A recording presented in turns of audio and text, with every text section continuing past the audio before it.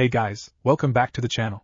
This is a story about what if Naruto was promoted to the jonin chunin exams. Before I start, please support for more amazing content, and do consider subscribing to my channel and share this video with your friends. This is written by Dane Namor and link in description and support writer. Let's start the video. Sunade sighed. It was a beautiful day. The sun was bright, the birds were singing, the peace after the Shinobi Alliance war had all signs of continuing. She had a fresh jug of sake hidden from Shizen. There wasn't even much paperwork stacked up on her desk, at least not enough that she couldn't sneak away for a few hours and enjoy a drink in the warm midday sun. So, by all respects, she should be in a good mood. Unfortunately, the one problem she'd been persistently putting off addressing was now staring her right in the face. Come on, Ba-chan. What the hell? She winced slightly at the volume, and yelling at her, of course. The problem keeping her from a blissful afternoon of drinking. 1 year after the Shinobi Alliance War, the eternal genin, Naruto Uzumaki was standing in front of her demanding the answers she owed him. Part of her wanted to smack some sense into the brat, and be done with it. Unfortunately, the guilt she had at delivering the bad news and for her own part in it stayed her hand. He'd been so happy when she'd called him in, too so happy to hear that Konoha was finally hosting the first chunin exams since the war. So happy right until she'd informed him that he wouldn't be participating. The exams themselves were enough of a headache, with the major villages spending so much time getting things back in order after the catastrophic losses from the war it had taken this long to even get started. Not to mention that with the new alliances in place, all the major villages and most of the minor villages would be attending. Don't tell me you need me on another diplomatic mission or something? I just got back a few days ago. Naruto had been busy as well, she mused. He had somehow become a large factor in sustaining the current peace between the villages. Not only had he made quite the name for himself, leading the forces towards their final push for victory, but thanks to his uncanny knack for making fast friends with anyone he met, he'd somehow managed to forge friendships with almost all the major players from any given village. Beyond simply being famous throughout the elemental lands, everyone wanted to speak to Uzumaki Naruto now. Anytime new terms of agreements or trade deals were discussed, negotiations went much better when he was there escorting the diplomat. Apparently it was that much harder to try screw Konoha on terms with him standing there grinning. That stupid, we're all good people, we should be friends, let's hang out together. Smile of his around the room. Although, the fact that said smile also entailed, by the way, I know all the strongest ninja in your village and hold close ties with your leader, didn't hurt. It seemed these days everyone wanted Naruto as an ally, if for no other reason than everyone else considered him one. To be anything else could be very dangerous. She sighed again. Tuning him out, he continued ranting, leaving her unable to get a word in edgewise. She took another moment to examine the man before her. It really was hard to believe the little brat had grown so big. He wasn't that Naruto anymore. Now he was Naruto Uzumaki, the hero of Konoha, the Orange Flash, the prophesied savior, the man who, if her reports were to be believed, had apparently told the advisors of the Tsuchikage, hey, you guys should go easy on Suna. They're having a hard time right now, but they're all good people. You'd all get along well. Completely oblivious to more than 80 years of previous bad blood, ambushes, betrayals and war between those two villages. The fact that he then managed to both keep his head and report in mission successful 2 days ago fit right into his surprising profile. Deciding the less she thought about that, the better she shook herself from her thoughts. It was time to stop stalling. Naruto, she interrupted, it's nothing like that. You've got time off for the next few weeks. Actually, I'm pulling most of our important ninja back to the village during the exams, you included. It never hurt to stroke his ego a little. She smiled as he puffed himself up slightly. Years on and the boy still treated praise as a rare luxury. It's simply a matter of logistics, she continued. Full teams of 3 are required to compete, and there aren't any eligible teams down a man. We don't have any spots for you. Just let me take it alone. I can handle it.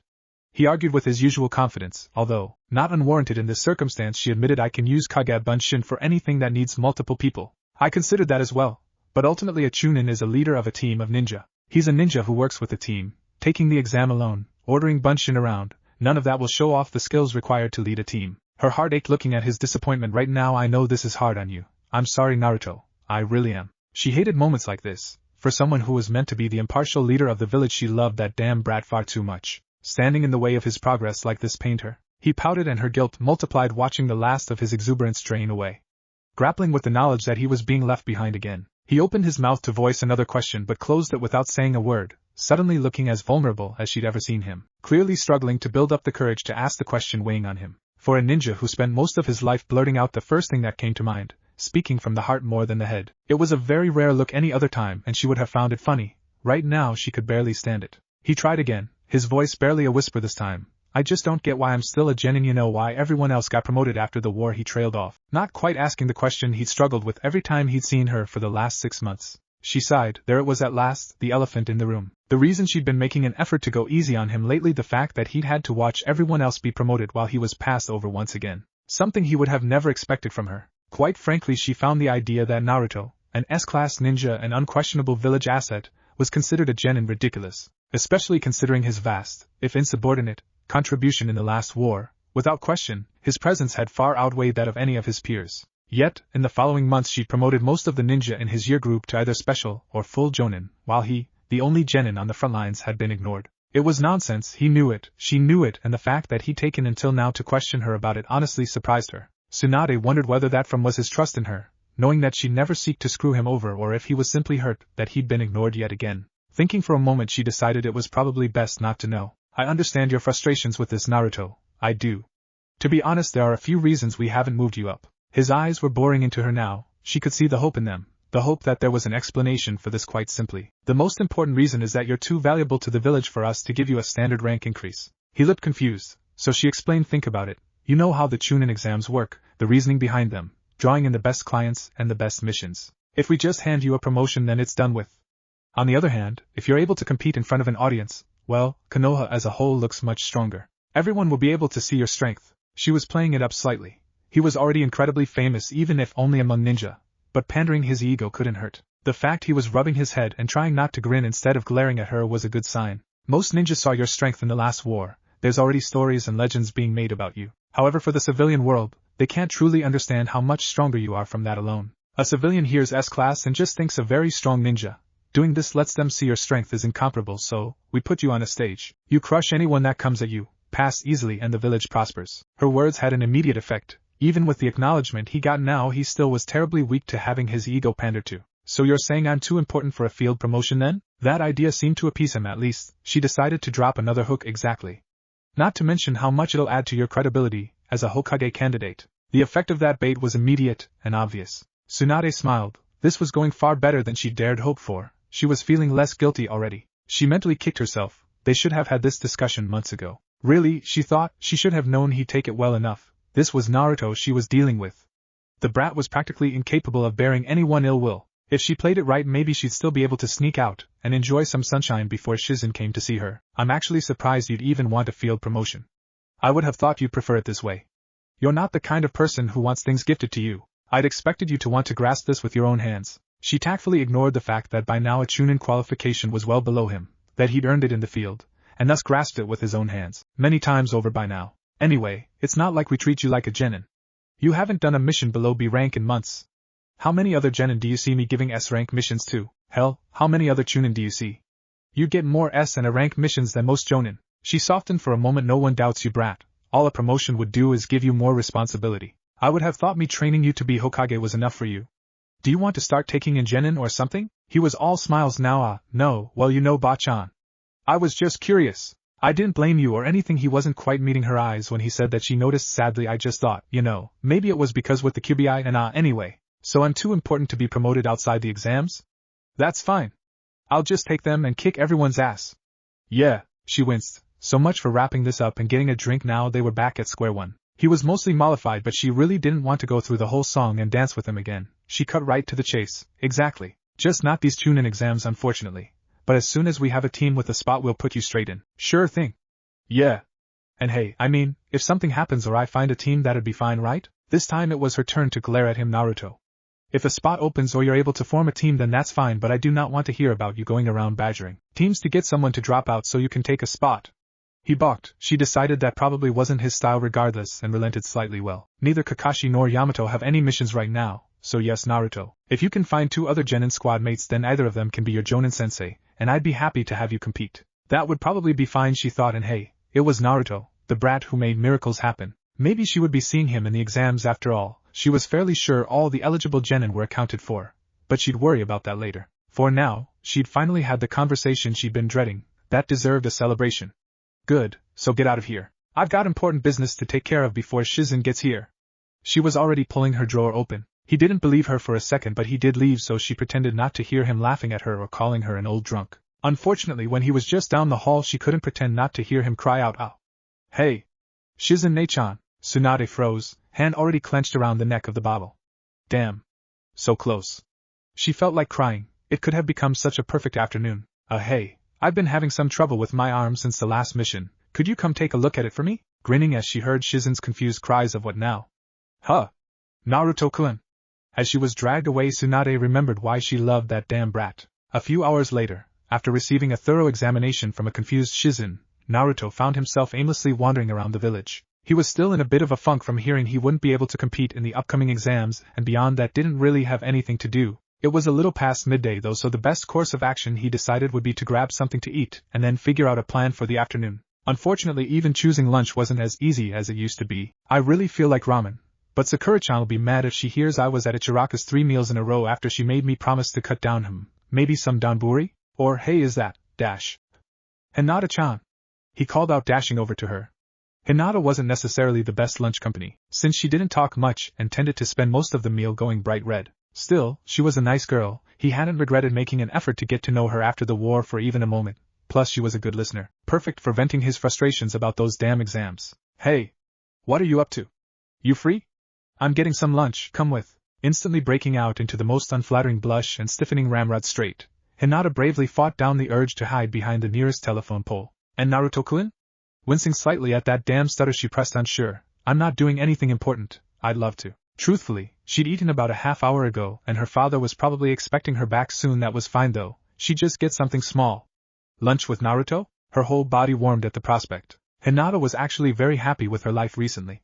Things had settled down after the war, which had given her and Naruto time to talk without any daunting threats over their heads. While she knew they weren't necessarily dating, strictly speaking, they did spend a lot of time together whenever they were free. He had wanted to get to know her better, and she was getting much less shy around him. She barely even stuttered anymore. The only downside she could think of was with him being so busy these days, always heading off for weeks at a time on one diplomatic mission or another. The times they got to spend together were few and far between. Still, even that wasn't so bad. That was just because people had finally realized what she'd always known about him. Anyway, she knew the chunin exams were coming up. Things would slow down after that. Her body warmed again at that thought. Naruto must have leave coming up afterwards, and she'd been putting off taking leave of her own. Hopefully she'd be able to take hers at the same time. A few weeks or maybe even a month to just relax in the village with Naruto. No missions, no S-class threats, no war, just her and him. Hinata was very proud of herself for not blushing as her thoughts trailed off for a moment there. She truly had grown. And so, just like she'd promised, Hinata walked side by side with the man she loved, making small talk while they ended up deciding on okonomiyaki. No way. You're gonna be proctoring the exams? For someone in the process of shoveling as much okonomiyaki in his mouth as possible, Naruto was surprisingly coherent. He knew it probably wasn't the most polite way to eat. Sakura-chan would get mad at him, but Hinata-chan never complained and she always seemed happy whenever she ate with him, so he enjoyed getting away with it. Well, I don't know if I'll actually get to. I'd like to. Hanabi-chan's going to be entering. It'll be her first time. I want to look out for her. He whistled. Wow, so Mini Hina's gonna be a chunin. That's hard to believe, she's so tiny. She doesn't like it when you call her that, Naruto-kun, Hinata huffed, defending her sister. He just laughed and shoveled more food down. Hinata scolding him. Who would have thought? But yes, she's going to be attempting it. Well, she's a nice girl anyway, I like her. And? If she's anywhere near as strong as you were at that age, she'll pass first time for sure. His finger and chopsticks were raised to the ceiling to emphasize that last point. I'll have to watch her matches with you, let's cheer her together. Showing just how much she'd improved, Hinata spent less than 10 seconds going bright red at the thought of sitting beside Naruto in the stands watching the matches that would definitely, probably, most likely, count as a date. That didn't stop her from noticing the slight flaw in his plan though. But Ano, won't you be participating in those matches, Naruto-kun? Hinata thought it was completely silly that Naruto was still considered a genin, especially after the war. Surely he would be competing this time to finally be advanced? When she saw his face instantly darken, she immediately regretted the question. While it wasn't unusual to see Naruto sulk about something, to see a smile fall off his face that quickly, it was obviously a very sore subject. Yeah. I should be. It's stupid. He twirled his chopsticks searching for words. Apparently there's no genin teams with a spot open and they won't let me enter by myself. He stabbed his chopsticks into the remainder of the food and twisted them around. Gonna be a genin for another 6 months at least, he said with a resigned sigh. Bachan had made good points, mostly about him being too awesome to get freebie titles, but still, it was hard to accept. Oh, now it was Hinata's turn to be depressed. She hated seeing him like this, especially since she knew he didn't deserve it. If she didn't know how close Naruto and the Hokage were, or that he was being groomed as her successor, she would have been furious at the lady. It had been awful after the war, when everyone had received notification of their promotions. She'd rushed to congratulate him, happily told him about her becoming a special jonin, and then heard he was still a genin. He'd taken it much better than most people would. At the end of the day, Naruto would always honestly be happy for anyone's achievements. But still, she knew it had hurt him. She couldn't imagine how hard it would be now for him to just sit and watch the exams. I'm sorry, that must be, that's terrible. Their previous good mood gone, Hinata floundered around desperately for a new topic. Now was probably not the best time to mention how she'd been hoping to team with him for the next jonin exams after he became a chunin. With Shino being made jonin, her team had a free spot. Naruto for his part put just his head on the table and groaned, yeah. It sucks, I can't believe it. The full implications were sinking in. Now even mini Hina's gonna be chunin before me. Shit. It was bad enough, he thought, when it was just everyone his age being chunin and him left behind. Even worse with them all jonin now and him still genin, thinking of the kids below him now outranking him. No, wait, he definitely didn't want to think about that. He couldn't take it at the moment. Still, he felt bad lying there sulking in front of Hinata. Looking up for a moment, he could see she was clearly distressed. Sorry Hinata-chan, he forced a smile. I only found out a few hours ago. Guess I'm still kinda wound up about it. Another sigh. He didn't want to sit around moping. That wasn't his style. But there didn't seem to be anything else he could do at this stage, not wanting to vent more at his friend, and with no other outlet for his frustrations. Naruto's depression quickly turned into a more familiar desire for action. Decision made, he stood up. I'm gonna go train for a bit. Let off some steam or something. He fished out Gamachan and slapped down a handful of bills. Good seeing you again.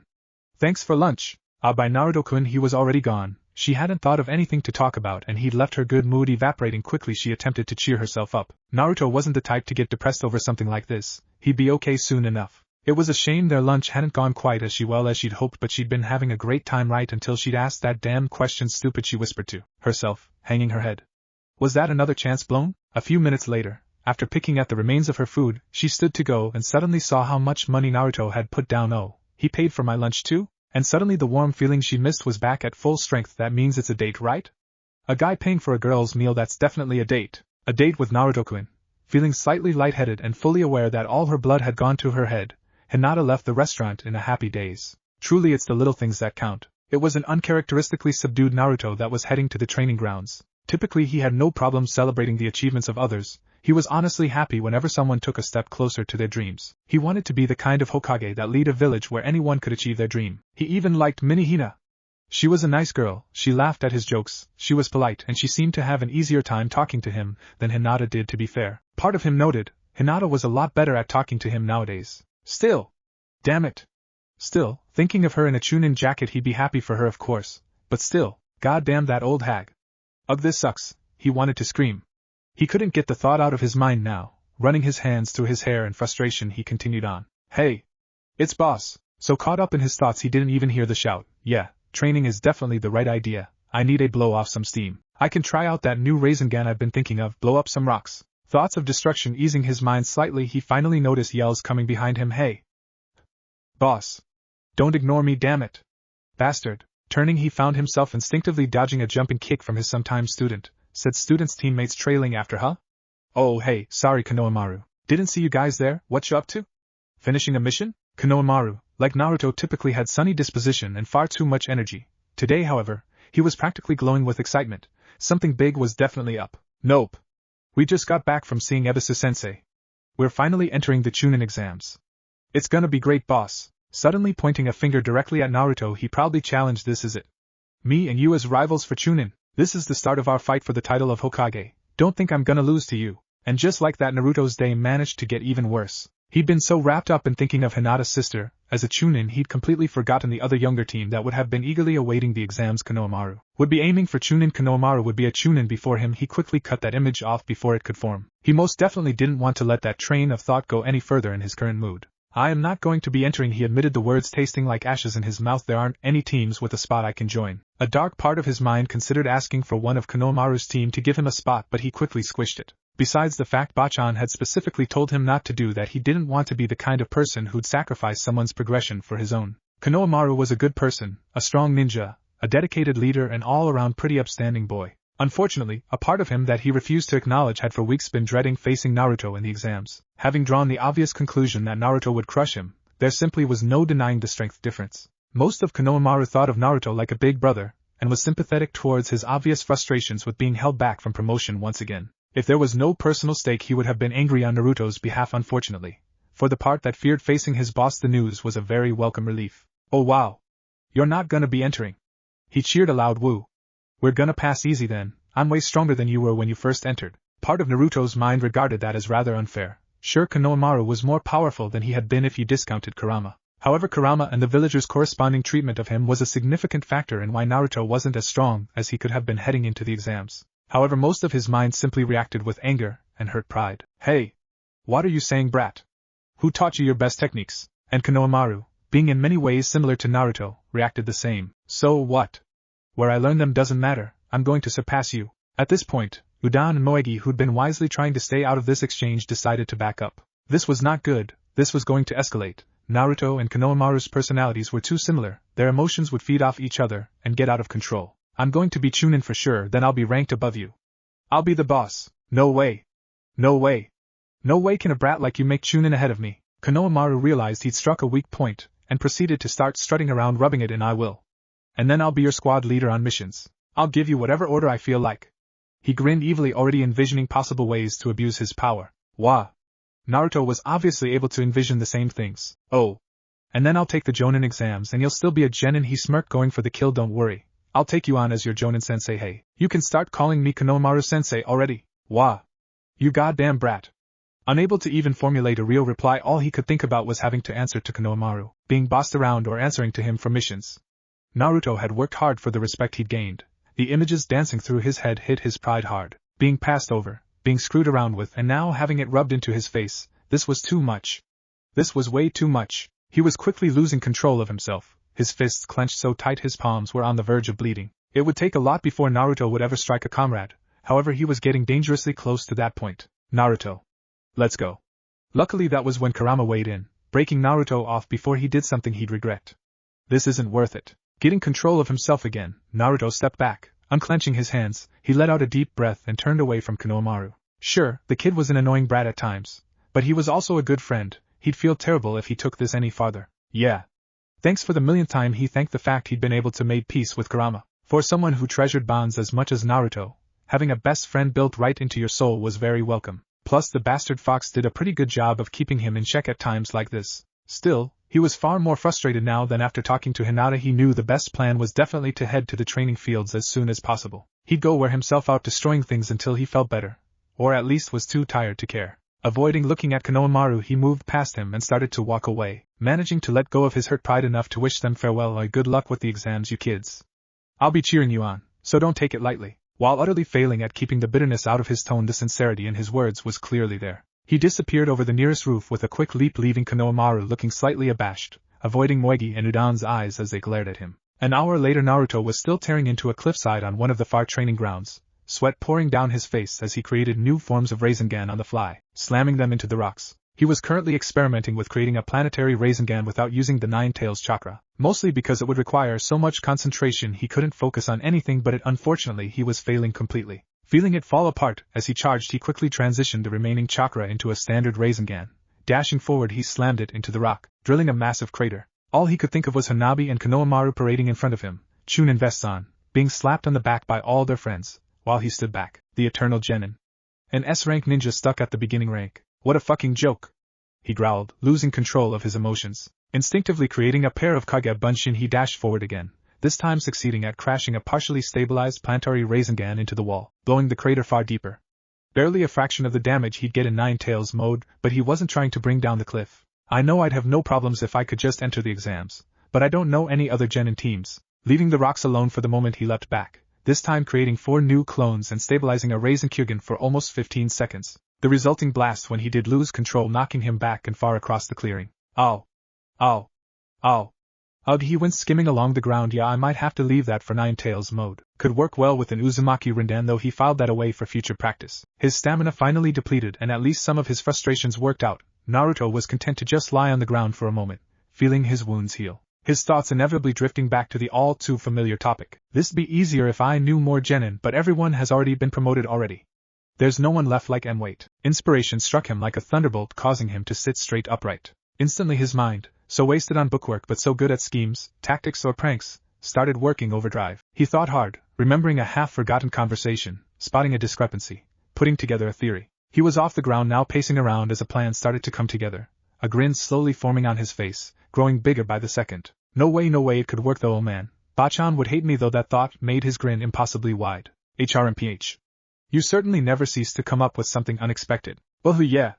I'm gonna enter the chunin exams. And with that, all his worries, his frustrations were washed away. Energy was coursing through him, his excitement unbound.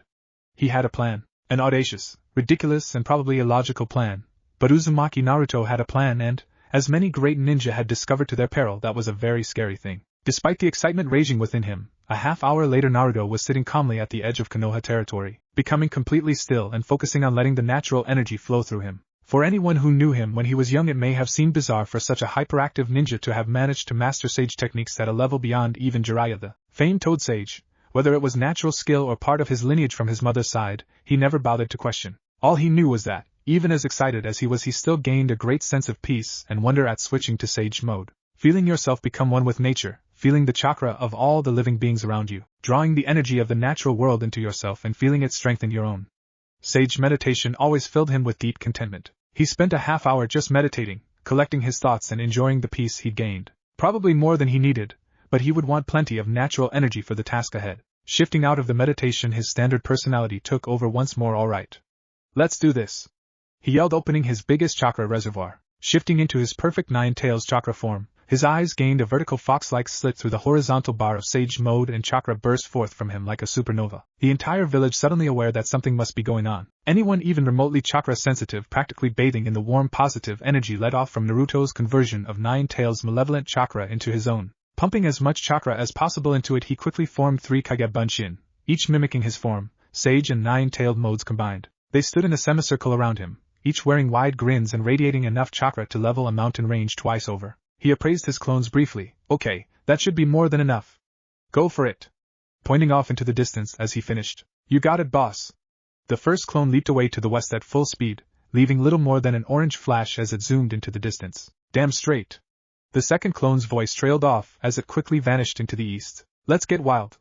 The final clone barely more than a blur heading north by the time the words left its mouth. Conversely, the real Naruto withdrew his energy, released sage mode and calmly walked back the way he'd come. It was of course against various regulations and rules to leave the village for any reason without explicit permission. To do so was to risk becoming a missing nin. Luckily he hadn't actually left the village. A Kage Bunshin ultimately was not him. So, off he went, hands behind his head and a large smirk on his face, as if he was about to pull off the greatest prank of his life. After that, life continued like normal. If anyone was paying attention, the only clue that something may be up was that he never seemed to create any Kage Bunshin. While normal for anyone else, it was an odd sign for someone like Naruto who practically made that his calling card. However, since he didn't have any missions, it was hardly cause for concern. The only one who even seemed to notice was the ever-watchful Kakashi. The first real sign that there might be something going on happened a week later at Ichiraku's. Naruto was happily eating his third bowl, while his pink-haired teammate blushed at his praise after excitedly telling him about her latest achievement in the hospital. Wow, Sakura-chan. That's amazing. You totally saved that guy's lyric. Slumping over, it suddenly seemed as if a great force had just slammed into him. All his energy was knocked out, and for a moment he was almost deathly pale. Eyes glazed over, he toppled backwards. Coming to a few seconds later, he shook his head and tried to get his bearings. Looking around, he realized he'd fallen off the stool and that Sakura was looking over him, clearly terrified at his sudden collapse. Desperately running diagnostic chakra into him. Naruto. Naruto. Are you okay? What happened? What can I do? Feeling his strength slowly come back, he waved the chakra off and let her help him back up, taking a second to spare a mournful glance at the now spilled ramen. He scratched the back of his head, not wanting to tell her the whole truth just yet, but feeling guilty about worrying her like that. I'm fine, Sakura-chan. Just got a report back from a little project I'm working on. Her worries faded slightly as he took his seat again and ordered a replacement ramen. He seemed to be moving alright at least, and she couldn't feel anything wrong with him from her cursory examination. Someone like Naruto suddenly keeling over was extremely odd, but he didn't seem concerned in the least. Not with that giant grin he was clearly trying to hide. She was worried for her friend's health but decided to let him play it off for now. Naruto's thoughts of course weren't conflicted at all. Yeah. One down. One down. This is gonna be so great. It took considerable willpower on his behalf not to start dancing. A similar scene replayed itself 2 days later while he was training new taijutsu forms with Kakashi. Leaping back to avoid a snap kick, suddenly his guard was non-existent, and he was stumbling forward in a daze, receiving a vicious cross for his efforts. Shaking his head as the dizziness passed, he found Kakashi looking down at him with an odd look. Having worked on the Raisin Shuriken with Naruto, it was pretty simple to deduce what had happened to knock the sails out of the typically energetic blonde. The question from there of course was why it had happened, although, judging from the devious smirk that Naruto seemed unable to bring under control, he wasn't sure he wanted to know still. You don't become a jonin without being at least somewhat curious. You're planning something, aren't you? Something big. It was less a question than a statement. You know me too well, Kakashi-sensei, it should be really surprising. Yet Kakashi decided he definitely didn't want to know. Just because he was probably paid enough to deal with it didn't mean he'd want to. Better to just stay out of whatever Naruto was planning than risk getting caught up in it. Well, I'll leave it at that then. Pulling out his book, Kakashi hopped away, deciding it best to avoid Naruto until the other shoe dropped. His departure left Naruto lying there basking in the wonder of a plan that was all coming together. So far, so good, brat. I've got to admit, your plan is working out a lot smoother than even I expected. It's 'cause I'm a genius. No one else would think of something like this. Well, that last part is certainly true, tch. He had backup plans, of course, other options in case things didn't work out quite as well, but still, he really had hoped, and it looked like he wouldn't be disappointed. Now he just had to wait for the final piece of news. As it turned out, he didn't have to wait long, the final clone dispelling itself a few hours later. Unfortunately, his timing continued to be poor, being in the middle of drinking with Shikamaru, Choji, and Kiba at the time. The effects of the final clone's dispersal the most disorienting thus far. Ha! Damn Naruto! You lightweight! Didn't you say alcohol didn't affect you? He's not passed out, is he? Tch, troublesome. Naruto, how many fingers am I holding up? Coming to on the floor of the bar, he saw his three friends looking over him, Choji worried, Shikamaru smirking, and Kiba howling with laughter. That almost managed to wipe the massive grin off his face. Almost. Pushing Choji's offered hand aside, he shakily made it back onto the bar stool, picked up his glass, slammed the rest of his beer back, and turned to his friends. Time to spread the news. Yeah, laugh it up, boys. More importantly, he paused for dramatic effect, hooking a thumb towards himself and fixing them with a triumphant glance. I'm entering the chunin exams. Receiving 3 deadpan looks in return, his smile didn't last long. Not quite the reaction he'd hoped for. That's cool, Naruto. Congrats. Choji tried to be enthusiastic for his friend. Shikamaru rolled his eyes and went back to his drink. He was happy Naruto would finally leave his genin title behind, but seriously, the whole thing was way too troublesome. Taking an exam for a rank that far below you? What a waste of time. Dude, Kiba pointed to himself. Choji and Shikamaru were all jonin, it's about time, you know? Really, all teasing aside, no one thought less of Naruto for his ridiculously inappropriate rank. Still, it was hard to get excited about your friend's dramatic reveal that he was taking a test everyone else had passed years ago. Naruto slumped back, clearly disappointed with the response. Seeing this, Kiba continued seriously, though, I'm glad. It was bullshit you not being able to enter. He paused for a moment to take a long pull from his own glass. You know, Mum was pissed when she heard you didn't get promoted after the war. She ended up yelling at a bunch of the councilmen. That perked Naruto up. He hadn't heard that people had been fighting his case. He'd barely spoken a handful of words to Tsum and she'd fought for him. Suddenly he felt really warm inside. My dad too. Choji chimed in, the whole Akimichi clan. Really, he said, it's shameful for us to ignore a friend who fought so bravely for all of us. Shikamaru added while knocking back the remainder of his glass. Nara too. Most of the clans support you actually. Even the Hyuga support you, and they never openly support anyone. At that, Naruto's jaw was left hanging open, stunned. He knew he was better respected now in the village and being considered the hero of the leaf. He supposed he should have known, but to hear outright that most of the clans supported him, everyone acknowledged him, the implications of that support for his path to Hokage were very clear. Absolutely dumbfounded at that, he had no clue what to say. Working on autopilot, he ended up just chuckling in embarrassment and scratching the back of his head, smirking at the typical Naruto response. His friends turned back to their drinks. Kiba taking the initiative a few moments later, asking, so, who's your team anyway? I thought you said there weren't any teams you could join? With that, Naruto's triumphant smirk returned. Haha, that's a secret. At the inquisitive glances from his friends, he continued, all I'm gonna say is they're people no one ever expected to see at a chunin exam. Now that was an interesting statement. All three of them puzzled over the meaning. Does he mean a team of genin washouts? Does he know anyone like that? Choji was confused. He's not drafting civilians into the ninja forces as genin, is he?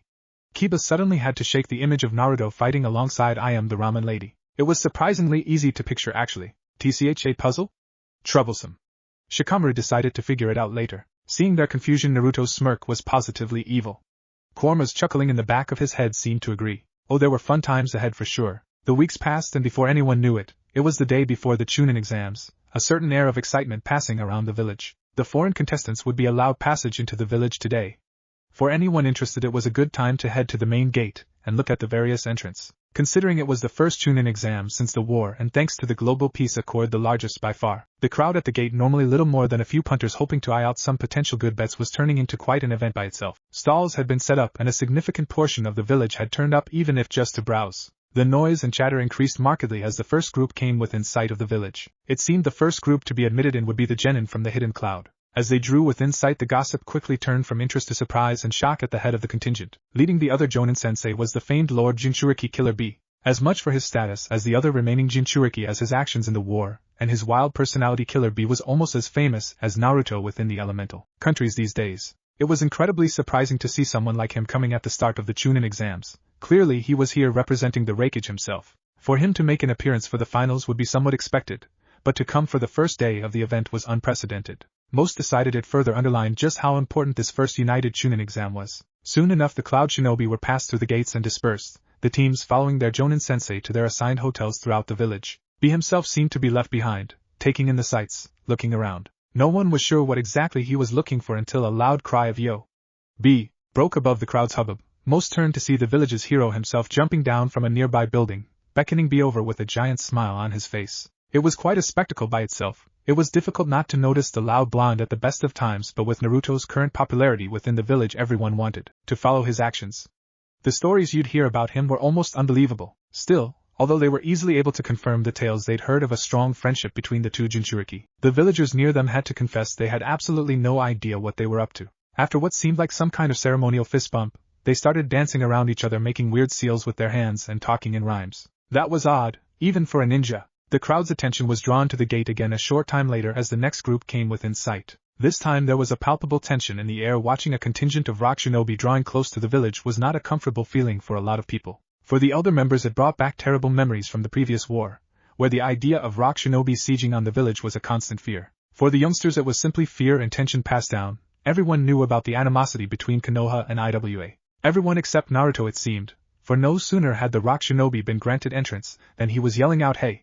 Kuro-chan!" and waving their leader over to him and B, the bright smile on his face fading only slightly at having to dodge a hurled stone in response to the nickname. Now the rumor mill was going haywire. Cloud had sent Killer B on the first stage of the exams, and now Rock had sent in Kuratsuchi, the Tsuchikage's granddaughter, the person rumored to be next in line to succeed the title. Not to mention Naruto apparently considered her a good friend, judging by the way he'd quickly introduced her to Killer B and was laughing between them, pulling her into their conversation. Clearly Naruto's reputation outside the village wasn't to be underestimated. They'd all heard the tales, but still, you had to wonder just how many Kage level or highly influential ninja was he friends with? It was hard to believe this was the same no-name brat that had been disdained by the village as nothing but a nuisance and a potential danger. After that things died down, Naruto and his friends were talking more quietly by themselves. B still seemed to be dancing, and judging by the weird seals his hands kept making, was probably still rhyming. Kuratsuchi had picked up some of the street vendor food and seemed to be mostly just eating, interjecting the conversation every now and then. It took another hour after the Rock's entrance for the next group to arrive. This time the feeling of the crowd was mixed. Watching Sand Shinobi gain entrance to the village for some brought back all too recent memories of their failed invasion. Luckily, for most those feelings were fairly muted at this point. Ultimately times had moved on. Since the war both villages had sent teams to each other's chunin exams many times. Added to that was the 5th Kazekage, who had proven himself a staunch ally of the Leaf. There were many tales circulating of joint missions with the Sand, both of lives saved and lives sacrificed. Having seen 2 of the great villages send their strongest representatives to look over their teams, the villages were less surprised to see the Kazekage at the head of the group. Still, it was an incredibly interesting development, the Kazekage himself. On the first day of the exams, if it had been perhaps Baki the Unstoppable Blade, or even Temari the Wind Scythe, that would have been understandable, but Gaara the 5th Kazekage coming at the head of his genin squad. It was beyond unprecedented. No one was quite sure what to think about the rumors that the alliance was due in large part due to Naruto, that the Kazekage considered him almost a brother. However, a certain credence was given to them when, as before, Naruto called Gaara over to him, smiling madly, and even shook his hand when he arrived. For all his bluster, Naruto was famously terrible at any form of physical contact, most likely due to his upbringing. Some even claimed to have seen the resolutely stoic Kazekage grinning on his way over. That rumor was quickly shut down as an exaggeration. After that, for the next few hours there was a steady stream of minor village applicants, the representatives from Grass, Rain, Waterfall, and a handful of other smaller villages. Most of the interest in them was from the people looking to set up gambling odds. Aside from a momentarily mournful look from Naruto at the Waterfall ninja and a thoughtful one at the entrance of the Rain ninja, nothing exciting happened. It wasn't until the early afternoon that the final of the great villages made its entrance. By now Naruto and his group were all seated around a rock table, courtesy of Kuratsuchi, and by all appearances happily trading stories. At seeing the Mist Ninja gain entrance to the village, the rumor mill fired into overdrive again. Having expected to see perhaps one of the 7 swordsmen leading the group, the surprise at seeing the Mizukage herself calmly walking into the village was palpable. Even more so when once again, Naruto's cries rang out, "He! Mei-chan! Over here!" And once again not only did Hokage listen to him but actually walk over to him and, after being introduced, sit down on a newly created seat and join them. It was noted she did threaten to boil him alive for using that nickname though. It was almost surreal to imagine that one day that Naruto, or any ninja, would day sitting down, laughing with and entertaining 4 of the most powerful people in the world. Beyond that, the very idea of hosting teams from all the major villages. To be hosting Cloud Shinobi. Even stranger, to be hosting Rock Shinobi. It was almost unbelievable. And yet, any civilians that were worried or tense at the thought, any retired ninja caught up in memories of a war long past needed only look to Konoha's current ninja forces. There was no tension in them, there was no doubt, there was just the surefire knowledge that the world had changed a little over a year ago. These were the forces that had removed their cherished village headband and instead adorned themselves with the title of shinobi. They had bled beside a rock ninja, they had screamed for help as a cloud kunoichi passed away in their arms, they had risked life and limb to come to the aid of an overwhelmed mist team. This feeling, just as much as the sight of the son of the Yondaime making jokes at the expense of the granddaughter of the Tsuchikage, was proof of a new age. That night found Naruto meditating in his apartment. Having parted ways with his foreign friends to give them time to settle in and recover, he had nothing else to do. He'd already given up on trying to read or distract himself with attempting to make progress on his ceiling. Quite simply, he was too excited to settle down. Tomorrow he'd finally get to unveil his great plan. He'd be finally taking the steps towards getting the title he should have gotten so long ago. He'd been halfway tempted to head out to the training fields and just try exhaust himself a little. Ultimately he decided that was probably not the best look on the eve of an exam though. Luckily sage meditation was a great cure for excitement. He tried to do it any time he was overly stressed or needed to calm down. It always amazed him just how much value there was in letting his body tune in with nature, losing himself in the feeling of the energies washing over him, letting them wash away everything else. Even with sage mode it was rather difficult to pick out specific chakra signals in somewhere as dense as Konoha. Still, there were some he knew intimately, the signals of his closest friends. That was why he was puzzled as he noticed in the back of his mind a number of them were grouping together. They're meeting up. Is something going on? They're heading this way? And indeed, after noticing it was impossible to ignore, a group of his friends were clearly heading towards his home, seemingly picking up more as they went on. He had no idea what they wanted, but that was fine. He always looked forward to spending time with friends, especially when he had no other plans. Keeping sage mode active, he stood up, feeling them walking up the steps towards his apartment, chuckling slightly to himself as he quietly moved over to his door, feeling their presences draw closer. One benefit of sage mode, waiting for just the right moment, then suddenly yanking the door open with a loud "Hey guys," just as Sakura was been raising her hand to knock. His sudden appearance and loud greeting sent her jumping back with a startled yelp right into Kiba and Lee, sending them flailing back into the rest of the group, which then dragged everyone else down until finally they all landed in a big heap on the ground. Naruto, ever the tactful gentleman, proceeded to stand over them bent in half with laughter as his friends disentangled themselves, extending a hand in apology to Sakura and helping her to her feet. Wincing slightly as she gripped it harder than was strictly necessary, he decided to break the ice. So, what's up guys? What are you all doing here? Well, what do you think we're doing here? Sakura replied suddenly cheery. We're here to celebrate you finally entering the chunin exam. With that she pushed past him and walked right into his apartment, setting a plastic bag he hadn't noticed till now down on his kitchen table. Naruto was caught off guard at that. Yup. We're here to wish you good luck. Choji grinned happily and followed her in. Cause we know you'll need as much of it as you can get. Kiba finished while he laughed and moved inside, his bags clearly containing alcohol. Hey! Naruto tried again, not quite sure if he was objecting to Kiba's comment, or everyone just suddenly barging into his house. Maybe you should take forehead with you, if she's gonna be knocking us all over like that. Ino grumbled as she too ignored Naruto's protests and walked inside, receiving a glare and muttered insult about pigs from Sakura. We're really happy for you, Tenten commented with a smile as she stepped around him. Yash! We look forward to seeing your youthful energy during the exams, Naruto-kun. Lee gave an even brighter smile complete with twinkle, all the more impressive when you consider that the sun had already set. Shikamaru settled for a simple nod as he shuffled in. Shino appeared behind him with a typically impassive look. We are all here to celebrate with you. Why? Because you are a friend and we know you deserve this rank more than anyone. It was always a little hard to respond to Shino's way of speaking, so Naruto just nodded dumbly. This was much more than he had expected. Hinata had been hanging at the back with no idea what to say. You can't exactly thank someone for inviting you inside when you're forcing your presence on them after all, and was otherwise simply excited at the idea of being inside Naruto's place for the first time. Panicking slightly as she searched for a suitable greeting, Hinata suddenly had Naruto's full attention directed at her, which unfortunately put her on the spot and caused her to lose all vocabulary. She blushed and settled for simply giving him a bright smile and a small bow as she walked in and settled down with the rest of the group. Normally Hinata would have been berating herself for her weakness. She hadn't been unable to talk to Naruto in months, but right now, she was inside Naruto's apartment, in his living room, on his couch. She'd kick herself later. Right now she was just too happy, so the smile stayed on, even as she attempted to bring the embarrassing blush under control before Kiba started teasing her again. Naruto was unsure how to respond. They hadn't done anything like this for the last chunin exam. Clearly his friends wanted to congratulate him, and wish him luck. Having them all here like this, it was an amazing feeling. So, unable to control the grin now plastered on his face, he shut the door behind Hinata, set himself down into the living room with everyone else, and started checking out what they brought with them. Sakura, it seemed, had taken up the position of leader, opening the bags they brought and distributing snacks and drinks throughout the room, handing out beer, wine or sake to those that wanted it, juice to those that didn't, and organizing a loud toast. As everyone started to get settled in, Sakura pulled Naruto aside and quietly explained Sai's out on a mission for the next few months or he'd be here too. He nodded. That made sense, having been wondering where that guy'd been. Soon enough everyone was having a good time. Naruto was in an eating contest with Shoji, Shino and Tenten were busy keeping anything alcoholic away from a protesting Lee. Kiba was flirting with Ino. Hinata was quietly joining in conversations every now and then, and Sakura was trying to make sure Shikamaru didn't fall asleep on them. Eventually the obvious topic came up and the conversations turned to the chunin exams, with of course a round of friendly teasing directed Naruto's way. You must be worried, Naruto. Imagine being stuck at Genin for even longer. Even Choji had joined in. I'm not worried at all, damn it. I'm already an incredible ninja. Naruto's patience was never long to begin with. Don't look down on chunin. We all earned our rank. Kiba was getting entirely too much pleasure from rubbing this in. Of course, we all got it years ago, so most of your competition will be little brats you're gonna be playing with kids tomorrow. He laughed loudly at that. That comment had its intended effect, leaving Naruto grumbling and reaching for another dumpling. There was no denying it, part of him did feel ridiculous about that. Age aside, he was far too powerful for a chunin exam. Sakura gave Naruto a loyal smile. Well, that aside, Sunade-sama thinks we'll probably look to host the jonin exams not long afterwards, and you've already completed multiple B and A rank missions, so you should be able to go straight through to them. Really? That bit of news brought his mood back up. That's awesome, Sakura-chan.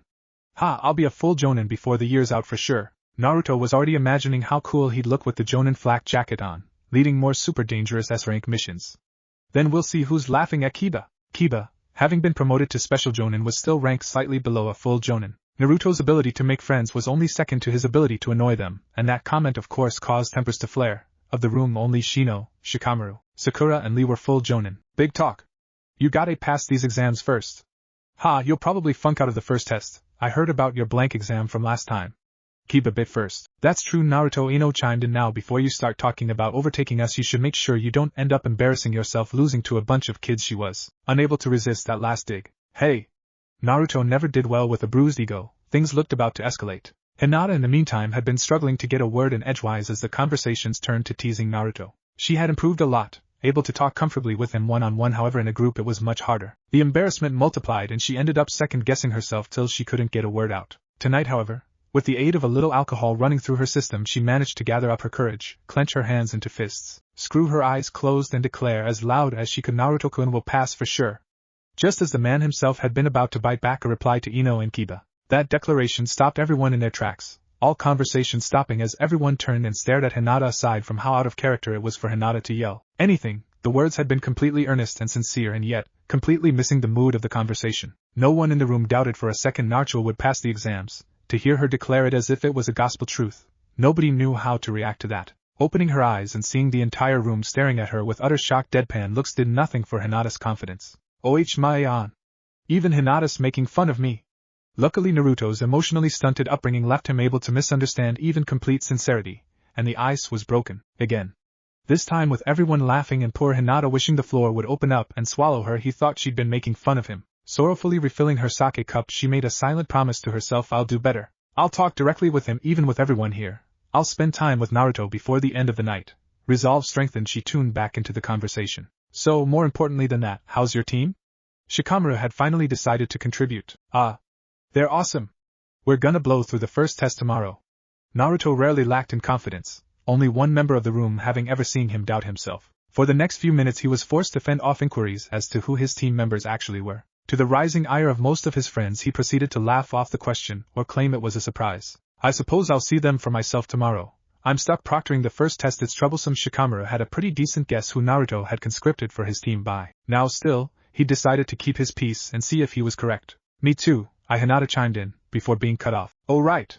Yeah, you're there to look out for your little sister, right? Naruto gave her a wide grin. Having always wanted a family of his own, people who cared for theirs were at the top of his list of good people. Especially in her messed up clan, there's probably all kinds of crazy Hyuga stuff I don't know about going on too. That's right, she happily agreed, bright red both at having his attention and at him remembering a conversation from so long ago, especially one that had ended poorly. She's really excited. I'm looking after the second test, Choji interrupted with a grin, moving the conversation away from Hinata's sister, and wondering absently why he was getting a glare from Shino and Kiba for doing so. I think most of us got involved in one way or another after we heard you'd be entering. Yup. I'm the examiner for the second test. Kiba announced, giving up glaring at Choji for interrupting Naruto, and Hinata. I signed up as soon as I heard you were entering. Yush. Me and Tenten have been selected to assist with the first test. That's right, Tenten confirmed. You're nothing if not interesting to watch. I wanted front row seats. Me and Shizen have been selected as the lead medics for the final exam. Sakura preened slightly. It was quite an honor, especially under the massive international crowd. And Ino pigged somehow. I was selected as examiner for the final exams.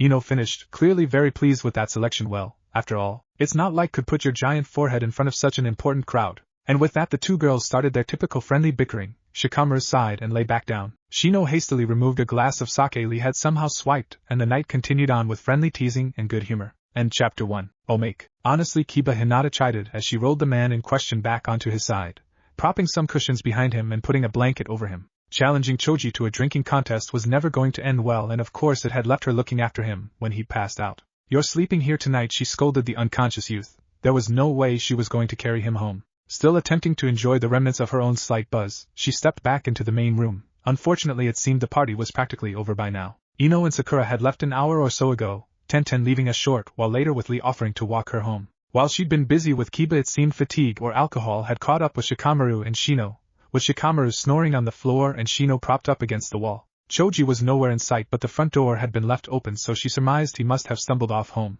Hakiba must have done better than I thought to send Choji home, she realized as she closed and locked the apartment. Looks like I'm the last one left.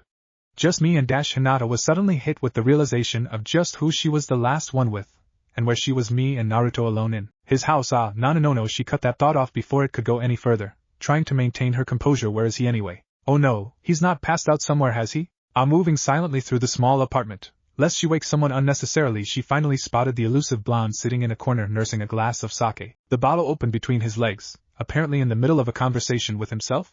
He's talking to himself? Odd, but oh, of course, talking to the QBI? She asked quietly as she sat as close to him as she dared. It was odd sometimes, she thought, thinking that Naruto had this whole other being inside him. Still, she was glad he'd made friends with it. Only Naruto-kun could turn the dreaded QBI, the nightmare of Konoha, into a trusted comrade, she thought, suppressing a giggle. Yeah? He paused for a second, looking slightly surprised. He said you should call him Kurama. He seemed amused by this. That's his name, he explained to her confused expression. Oh? I thought you said his name was important to him, that he rarely told it to anyone. He wants me to call him Kurama? Glad the alcohol running through her system was numbing her response. She felt more like laughing than anything else. The nine-tailed demon fox wanted her to be on a first-name basis with it. Yup. He was beaming at her now. Clearly he considered this a great honor. He says he likes you. The nine-tailed demon fox liked her, she replied intelligently. He paused for a second again, then frowned. Well, he says it's 'cause you almost set him free. Now that brought her back down to earth. She frowned, remembering that day. She'd fully intended to die then, to die without regret, doing anything she could to save the man she loved. The QBI had nothing to do with it. She'd never intended at all to release it. She hadn't even known about it then. Guessing her thoughts, Naruto broke her out of her reverie. I just ignore him. That's just him being a jerk. He rolled his eyes at that. No. Seriously, it's 'cause you're you. He was looking directly at her now, slight smile on his face but an otherwise utterly serious expression. It was making her rather lightheaded. For the same reason he's friends with me now. You're like me, you work hard, you're strong, he respects that. It's 'cause of your nindo. She couldn't help but be cheered up by that, her nindo. The one she'd taken from the boy she admired and followed with all her strength. The one that had then brought him back from the depths of despair during the last war. Her nindo, their nindo. She suddenly felt incredibly warm, smiling back. Okay then, she agreed. Naruto had already acknowledged her. If the QBI, if Kurama acknowledged her too, so much the better. So, what were you talking to Kurama about then? Your plans for tomorrow? Nah, I'm not really worried about tomorrow at all. He laughed at that. Well, it's kinda silly. I guess I was just asking him if he could slow down my healing factor slightly, just for tonight, you know? That was surprising. She had no idea why he'd want to do that. Seeing her puzzled look, she continued. It's just, I can't really get drunk. He indicated the now empty cup he'd been sipping on. I mean, I can get a bit of a buzz, but it all gets taken care of so fast. I mostly just drink because everyone else is. I've never been drunk. I was wondering what it was like. That made sense, she supposed. I can understand that. I've never been drunk either. Not really. Tonight was probably the farthest she'd ever gone, being a little tipsy. Her reasons were different, of course. She didn't have a demon fox inside her, simply the pride of her clan, the thought of someone seeing her stumbling around drunk. Worse, her father seeing her stumbling around drunk. She shuddered. Naruto laughed again, pouring some more sake and handing her the cup. I can't even imagine you drunk. I bet it'd be funny though. He chuckled a bit more at that, clearly picturing what she'd be like. Similarly envisioning many terrible scenarios, anything from drunkenly draping herself all over Naruto to passing out in the courtyard of her family estate. Hinata quickly decided she had no plans to get drunk just yet. Still, she could feel the buzz slowly draining away, and it had been so much easier talking to Naruto in front of everyone tonight. So, while telling herself she was far too old to think about things like indirect kisses, she raised the cup he'd given her and took a sip. Anyway, yeah, he was just called me an idiot for even asking. He thinks the whole idea is ridiculous, so he doesn't want to talk about it. He snorted at that. Well, she demurred slightly. She could see where he was coming from, but still, it's not really good timing though, is it? Getting drunk for the first time the night before the chunin exam? Yeah, I guess that's true enough. He conceded, clearly not giving up the idea though. I'll do it after the exam then, to celebrate. She nodded, finishing the cup and handing it back. That seemed fair enough.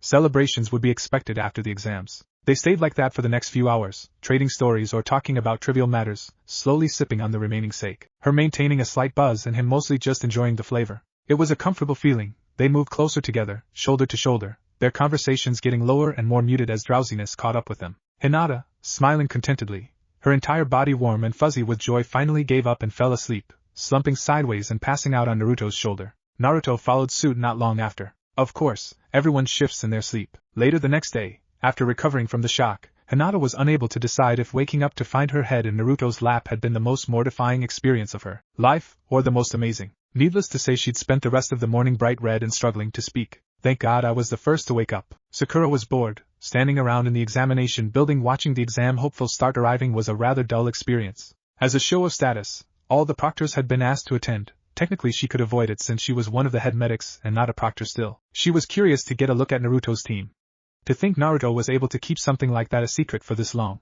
I hope he hasn't done anything too stupid. Speak of the devil, Naruto had just arrived. Finally able to sate her curiosity, Sakura looked around expectantly. He's by himself?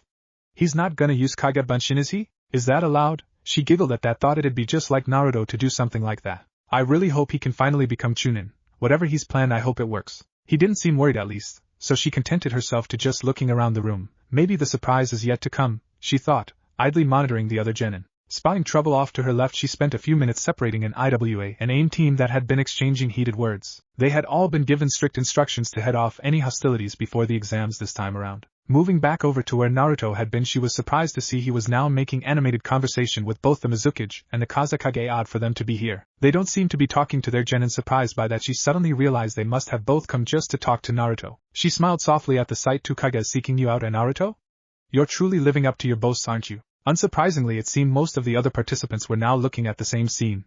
I suppose it's not every day you see two Kages and a living legend this close. Taking a closer look herself, she noticed that neither Kage was wearing the traditional robes of office. Both were in their standard uniform. They must hate those stuffy robes as much as Master does. Not to mention how hard Shizen has to work to get her to wear that hat. She suppressed a laugh at that.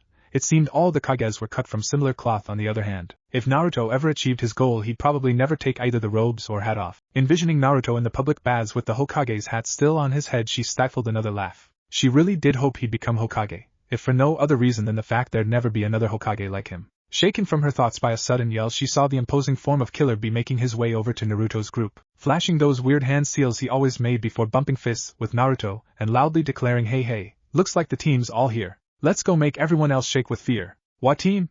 Wait. That statement caught everyone's attention. The whole room suddenly went dead silent. All eyes on the group. Naruto, two Kages and the Eight Tails Jinchuriki talking about being a team. Numb with shock and acting purely on instinct, Sakura elbowed her way through the growing crowd till she was standing in front of the group. Naruto.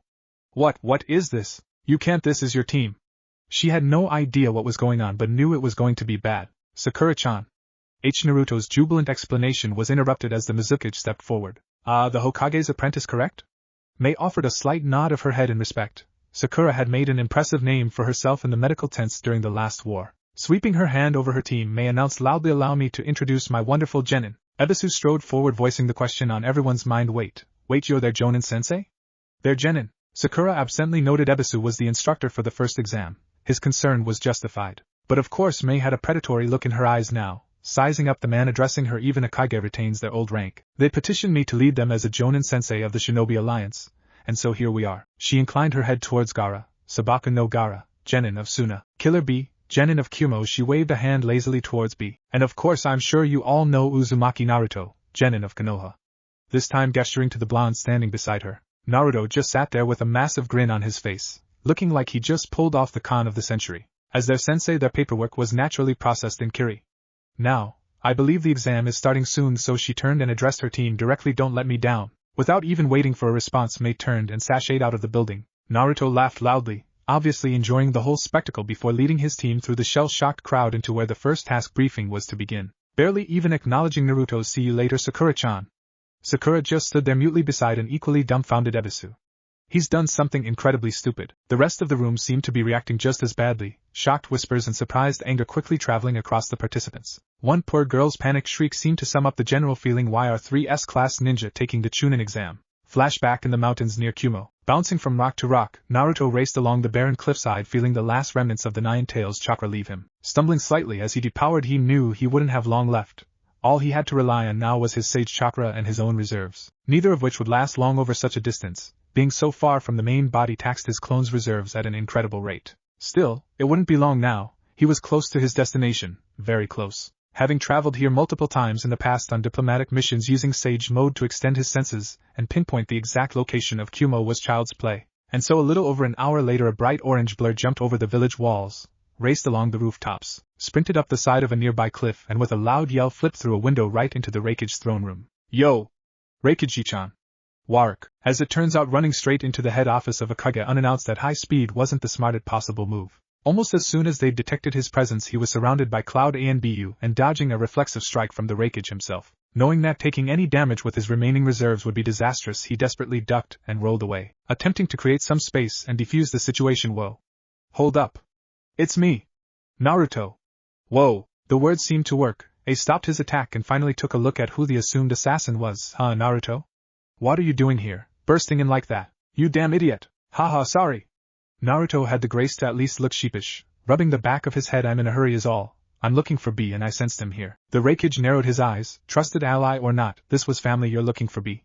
What do I? His questioning was interrupted however by the signature sound of terrible rapping. Naruto. You sure know how to make an entrance, you crazy fool. What can the great Jinchuriki-sama do for you? Ignoring the ANBU still surrounding him, weapons drawn, Naruto grinned and walked over to B, rapping a greeting back and bumping fists. Clearly happy for the company, B slung an arm over Naruto's shoulder, and they both started to walk off. The Cloud ANBU were unsure what to do. The Raikage just snorted and turned away. Mabui seemed to be the only one to take it upon herself to point out the clear problem. Naruto, you can't just break in here without reason. You don't even have permission to be in the village at the moment. This is an act of anger. Ah hey, don't be like that. Naruto's helped us a lot. If he's rushing in, it's too important to stop. It was frustratingly hard to argue with B. It took time just to process his ridiculous way of talking. Even someone like Mabui, who dealt with him 1,000 times, still struggled letting him escape before she could even formulate a response, which of course left her standing there fuming at the idea of a foreign ninja piercing their defenses, and no one even worried. She contented herself with glaring death at the Raikage, cutting off his mirth at her frustration at least. In the meantime, Naruto had followed B to a room that he guessed was an unused office. Being in the Raikage tower, it was guaranteed to be at least relatively secure from people listening in. Shutting the door behind him and expanding his sage mode senses to ensure there wasn't anyone hiding within earshot, he turned to his Jinchuriki companion. So B, what's going down? You ran all the way here to visit my hometown? B was clearly in a very good mood. Naruto guessed he was hoping he'd get an excuse for another vacation. Luckily that suited him perfectly. Yeah, see, well, it's a bit of a long story. The chunin exam is coming up in Konoha, but there's no team for me. He grimaced slightly at that. It was still a pretty sour taste. But that was why he was here. So, well, look, do you remember when we were talking after the war and you told me not to worry about things like titles, chunin and such? B nodded, remembering. It had been shortly after the war. Naruto had been joking that at the very least he'd get promoted to jonin, if not straight to Hokage, for his efforts. B had scoffed at worrying about things like titles and tried to cool him down. Still, he wasn't really sure where Naruto was going with this. Did he run all the way to Kumo for philosophical advice? Well, I guess I wanted to ask you more about it. You said you never properly got any of the ranks. He trailed off, biting his lip in excitement. This was the moment of truth, when he'd find out if his whole trip had been a waste of time and energy. You were passed over too? B, consider that. That's an old story, B. It goes back to when I was just a little kid. Playing at ninja, then sent to the war cause of how well I did. Part of Naruto had been secretly hoping the explanation wouldn't be in rap. It wasn't like he never talked normally after all. Still, B seemed to be on a roll today, and Naruto wasn't one to look the gift horse in the mouth. Too often, at least. Things got tight, but I worked hard and defeated everyone in sight. HQ, always giving me more and more to do. Before I knew it, I was leading teams and training new guys too. No time for exams till after it settled. By then I'd already tested my mettle. Acting as jonin all war, no one cared to test if I was chunin anymore. Then I became the guardian, and it didn't matter so long as I didn't let anyone in. B finished his story, smiling broadly. obviously taking pleasure in having managed to string together so many rhyming verses on the fly. Naruto, while impressed, was instead concentrating on wrapping his head around the story, holding up a hand when he thought he had it. So, 1sec, making sure I got this right, you were a jonin during the war and then you guys were too busy with fighting and such to bother with official promotions, and afterwards you'd been acting as a jonin for so long everyone just forgot they hadn't made it official? Yo! That's exactly right. My story, like my life, is tight. Naruto ignored that part well. That's similar to me, sorta. So, like I said, the chunin exams are coming up and there are no teams in Konoha that I can join. But there's never been anything specific that said your team had to be just ninja from your village. With all the new treaties in place, I was thinking to make a team of people in the same situation as me. We won't be Konoha or Kuma or whatever, we'll just be shinobi, like in the war. He paused for a second, gauging B's reaction. He seemed completely bemused, not sure if Naruto was seriously asking what he thought he was asking. Naruto went for the kill. So come join my team. You'll get a holiday in Konoha. He remembered B being willing to fake his own death for a vacation before. Surely that couldn't help but sweeten the deal, and we can finally become chunin together. B just stared at Naruto. The suggestion was completely ridiculous. Go to Konoha to become a chunin. He hadn't even thought about taking the chunin exams in over a decade. It was so far behind him it was laughable. But hell, it was funny. Shit, it's hilarious. He realized before he knew it he was picturing just how insane it was, him and Naruto, two S-class ninja competing with a bunch of genin. Thinking for a second, he realized that knowing Naruto the final member would be just as crazy. He burst out laughing. Even Gyuki seemed to be on board for it. This was a once-in-a-lifetime chance. Hell yeah, little Kubi. Let's go show them the might of a Jinchuriki. After a few minutes of cheering for joy and a few more of rapping and planning with B, they finalized their preparations. Deciding to enjoy himself while he was here, he spent another hour just hanging out with B until he started running dangerously low on chakra and released the jutsu to deliver the good news.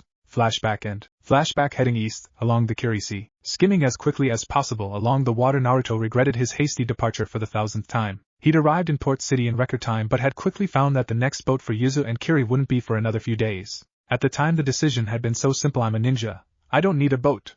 I'll just run all the way. Yeah, great plan, he thought bitterly. It hadn't been so bad getting to Yuzu. He made it there in a little over a day, and while sorely tempted to spend time exploring the ruins of his mother's old home, he knew that time was of the essence. Maintaining a Kage Bunshin for long periods across long distances was almost impossible. Hell, for any other ninja it would be impossible, and it would only get harder from there out. So after taking a light nap he leapt back into the waves and headed off for Kiri once more. Again, the decision had seemed so simple: it'll be quicker to just head straight for Kiri instead of heading southeast to the mainland or to some of the surrounding islands. As a Kage Bunshin time was of the essence, the faster option was clearly the best. Groaning to himself, he wished for the 1000th time he thought that decision out. The problem, of course, was that while running along the sea was trivial to someone like him, sleeping on the sea was not. It was possible, probably, but he had no practice at it, and it would take too much of his reserves to even try, leaving him with no option than to stay awake the entire journey. So here he was, blasting along the water at top speed, making great time, but absolutely dead on his feet, with no idea how many days it had been since he'd last rested. Still, he consoled himself, at least he should be there soon, so long as I haven't missed it completely as he'd been discovering the last few days. It was very hard to navigate without landmarks. He'd been taught to use the stars and the moon in the academy, but he hadn't really been listening. And so, when, unknowable hours later, he finally picked up faint chakra signatures at the far range of his senses, he almost burst into tears of joy. Putting forward a desperation effort, he drove himself forwards, somehow finally making it to the Kiri mainland. Upon his feet touching dirt, he promptly lost his balance, careened out of control, and proceeded to fall into a heap outside a fishing village and promptly pass out. He wasn't sure how many hours or days later it was when he finally woke up, but the first thing he noticed was that it was early evening, and second was that he was surrounded by Kiri and Bu. No doubt they detected the vast chakra he'd been letting off while sleeping. They heightened their alertness at seeing him start to sit up, but didn't make any aggressive moves just yet, aware that while he had arrived in their territory without warning or permission, he was both incredibly dangerous and considered, so far, to be an ally. Pulling himself to his feet, while wincing at how quickly his reserves were draining this far away from his real body, Naruto let the last vestiges of nine-tailed chakra fade away and waved to the ANBU he assumed was the leader. Hey, I need a speak to Mei-chan. I'm in a hurry. Without giving them a chance to respond properly, he took off, taking full advantage of Sage Mode to track down the exact location of the hidden village and the Mizukage he was seeking. The ANBU, of course, couldn't just let him just run around like that. Luckily they were only just fast enough to keep him in sight, unable to stop or slow him down while chasing after him. So, trying not to reminisce about his old days being chased around Konoha by various ninja, he flew past the marshy terrain, over lakes, around sinkholes, and was finally within sight of the hidden village of Kiri itself. Feeling the panic distress from the ANBU chasing him, he felt slightly guilty, knowing they must be worried about a potential threat heading directly for their home, one that had made his intentions to speak to their leader clear. Still, he couldn't afford to slow down just yet.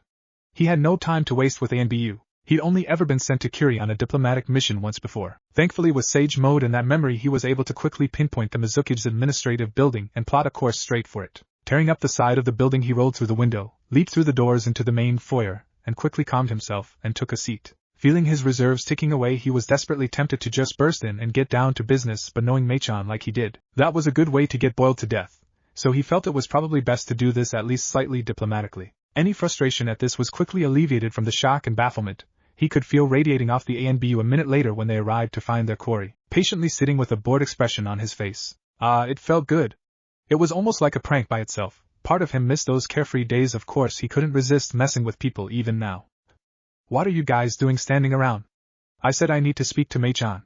Go tell her I'm here. The ANBU captain spluttered unintelligibly, clearly not expecting this. More than a decade in the field hadn't prepared him for an S-class enemy ninja invading his territory, breaking into his village and then barking commands at him. Even worse, he had to resist his instinctive reaction to follow those orders. The man sitting in front of him had an assured, commanding presence. Just hearing him giving orders, he felt drawn back to a year ago, when he'd been following this same ninja into battle for the fate of the entire world. Shaking his thoughts clear, he stared down at the boy and desperately trying to think what he would do now. Dare he try take Uzumaki into custody? Dare he leave and go tell the Mizuki that Uzumaki was here? He'd seen and felt just how powerful Uzumaki was. He couldn't stop him, but he couldn't just leave him. It was hard to tell which option scared him more. Luckily, he was saved from the choice when a new, equally commanding voice piped in. I am already here. It had taken less than a moment for Mei to realize Naruto was in her village. He was making no effort to mask his presence after all. My. Naruto-kun, you came all this way to see me? I wasn't aware we had any business scheduled. She favored him a disarming smile. She honestly liked Naruto. He was a unique puzzle in their world, a ninja who would never do anything underhanded. He was a man who would announce his intentions to fight you before throwing the first kunai. For anyone else the idea was ridiculous, yet somehow he always managed to abide his insane nindo. Still, Mei was nobody's fool. She was cautious, even with him. Mei-chan. Naruto turned to her, brushing past the ANBU and giving her a smile far too sincere for a shinobi of his caliber. She tried not to wince at the incredibly disrespectful way he greeted her. It helped that she had seen how he addressed the other kages. It had been so funny at first. So funny hearing Bachan and Reikiji-chan right until he got to know her and promptly refused to call her anything but Mei-chan. We don't really have anything scheduled, he continued. I wanted to see you though. It's important. I'm putting together a team. With that, he started walking towards her office, clearly wishing to discuss it in private. Her eyebrow twitched at the sight he presumed to lead her to her own office. She took a moment to force herself to calm down. If it was any other ninja, she'd wring their necks at such an act. But Naruto was just Naruto. It had never even occurred to him that he was being rude. She sighed. Dealing with Naruto always did this to her. And what kind of team are you putting together? What exactly is going on?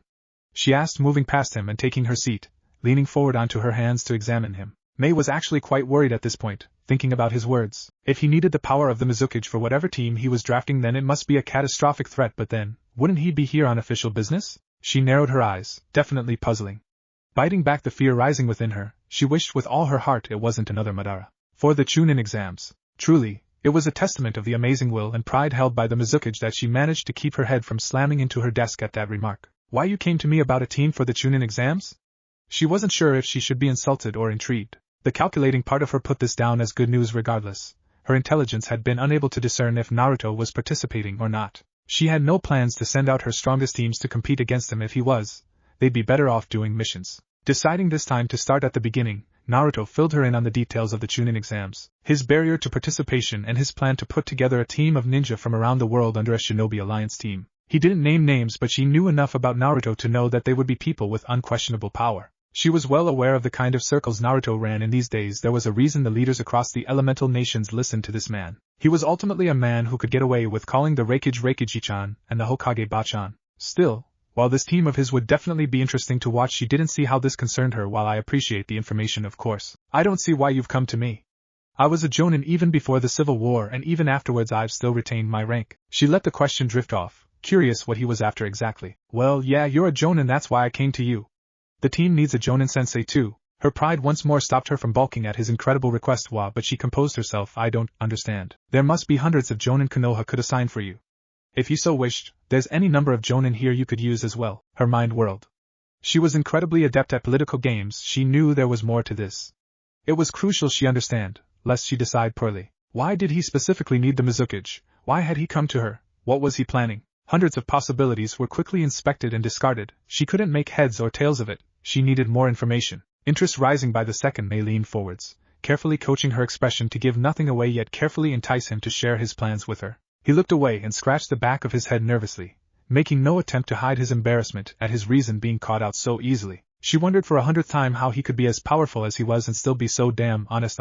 Well, see, I didn't want to get someone from Konoha because I wanted it to be a proper, he made an expansive gesture with his hands worldwide squad. She nodded her acceptance to that. It made sense, but it didn't answer her other question. And well, I don't really know anyone else in Kiri, he admitted. Even the great pride and will of the Mizukake couldn't stand up to that. Slapping her hands onto her face, she groaned. Yeah, that sounded about right. He had no plan. There was no ulterior motive. He didn't specifically need the Mizukage. He'd come to her because he thought of her as a friend. This was why it was frustrating to deal with Naruto. Even more so as a master of playing in the proper game of subtle politics. Everyone was meant to have an agenda, every statement a triple meaning and every agreement a trap. Naruto was so damnably straightforward it made him impossible to predict. How do you predict an honest man?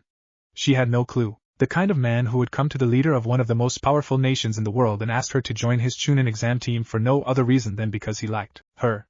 She groaned again, utterly unpredictable. Still, she couldn't help but appreciate his honest affection for her. She always enjoyed still being appreciated by a man, not to mention his prestige, and the fact he was looking more and more like his father every year, if he was only a few years older. She quickly dispelled that notion, not risking that thought getting any further. The last thing she wanted to do today was lament her continuing status as a single woman. Not getting a response from her, Naruto barreled on. Well, it doesn't have to be you, I could ask Kuro-chan over in IWA instead. I just thought you might want to tell everyone that this amazing team was reporting directly to the Mizukage. His obvious attempts at manipulation finished with his trademark cheeky grin. That's not a bad idea really, she admitted, surprised there actually was merit in his suggestion. His team would no doubt be ridiculous more than that though. His team's participation made it pointless to send more than a token group of genin, just the ones that needed the experience.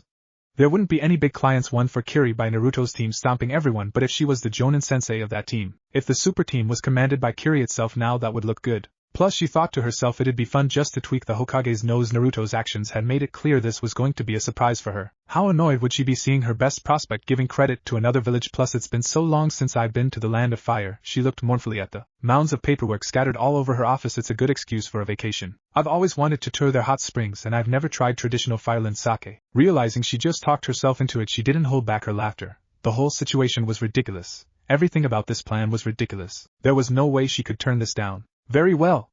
I shall be your jonin sensei. I'll process your paperwork here in Kiri myself, and we'll keep the details of your participation under wraps until the day of the event. However, now she sharpened her gaze, pinning him and his joyful expression to his seat. I expect an exceptional performance from you and your team. You're representing Kiri as well. I will not tolerate failure. Point made, she halted her glare, smiled to him and reached her hand over the desk. You accept, of course. He grabbed it, and shook instantly. Yeah. We're a team. May laughed lightly as he danced around the room, marveling again at how insane it was that someone like Naruto existed. The very idea of celebrating a successful negotiation visibly was foreign to her. A simple sigh or smile could tell anyone who cared to look far too much about your plans. He thanked her one last time and then to her great shock disappeared in a cloud of smoke. She stared across her desk, dumbfounded. She'd been dealing with a Kage Bunshin this entire time. She hadn't even noticed. Where is he? How far did he send that clone? She sighed. Utterly unpredictable. Flashback somewhere in the Sunade desert. The final clone had comparatively little trouble. He'd visited Suna many times, so he was comfortable with the route there. He made good time zipping over the dunes and was somewhat familiar with the location of rest stops or oases he could take a break in and recovers from the heat. It was still far slower than if he had someone from Suna to guide him through the sandstorms or shifting sands, but he made pretty good time. It also helped that of all the Kages outside Konoha, Gaara was the most familiar with Naruto's antics. So, when Naruto in full nine-tailed mode sped right past the gate guards, scaled the side of the Kazekage's tower and flipped through a window right into the middle of the meeting he was having with one of his chunin teams, Gaara only sighed. After being sent out and scolded by an irritated Temari about diplomatic relations, and why running into a foreign village without any authorization beyond everyone knows me, though, is considered rude, he sat patiently for an hour and a half while Gaara cleared time in his schedule for him. Finally standing in front of his friend, Naruto launched into his explanation of the situation, and why he'd come. I see. Gaara was a man of few words. Naruto nodded. Yeah. And well, I asked around a bit, and no one remembered you going to any chunin exams after. He stumbled here, not wanting to mention the invasion, that one. Back when we were kids. Gaara noticed his discomfort and felt a slight pang of guilt. it still troubled him sometimes to think of the actions of his people against Naruto's, especially considering how lucky they all were that his part in the invasion had ended up being as minor as it had. Still, now wasn't the time. He moved the conversation along. It's true. I never did take a chunin exam after that one. The village was in a dire condition. I couldn't be spared after meeting you. I had changed my outlook. I wanted to try live like you, protecting those precious to me. He smiled at that. It was a nice thought. He'd always been proud of his new nindo. It was still something of an anomaly in the typically harsh mission-first attitude of the Suna ninja, but it was something he'd been actively working to pass on to his village. There were no strong candidates for Kazekage. My power was already acknowledged. Upon seeing my new outlook and the subsequent control over Shikaku it granted, I was quickly prepared for the position. After that there wasn't time for me to leave the village for an extended period for something like a chunin exam. He thought for a moment. To be honest, it's not something I ever really thought about again. At the time the situation was too dire to worry about, and afterwards I was already Kazekage. I could always promote myself to chunin or jonin at any time still. You wish for my help with this endeavor? Naruto grinned. He hadn't known Gaara's official rank, outside Kazekage for sure. He'd gambled that the former Jinchuriki had like him been too busy to bother with something like that. It was good to see his ridiculous luck at gambling continue to pay off. Yeah. Well, I mean, I'd like that, sure, it'd be fun. And you'd get to show everyone how powerful you are. It'd be good for the Suna's reputation, wouldn't it? Naruto. Gaara shook his head slowly with a slight smile. No one doubts my power. I've served as Kazekage for years. My exploits are widely known, and ultimately I was the general commander of the Shinobi Alliance forces. Defeating some genin in a tournament isn't going to help my village at all. Naruto hadn't considered that. While he mostly wanted to become a chunin out of pride, he did resent being held back for no good reason. Gaara on the other hand wouldn't get anything out of it. He felt a spike of guilt at that, suddenly realizing he was being selfish. Still, it's something I can do to assist you.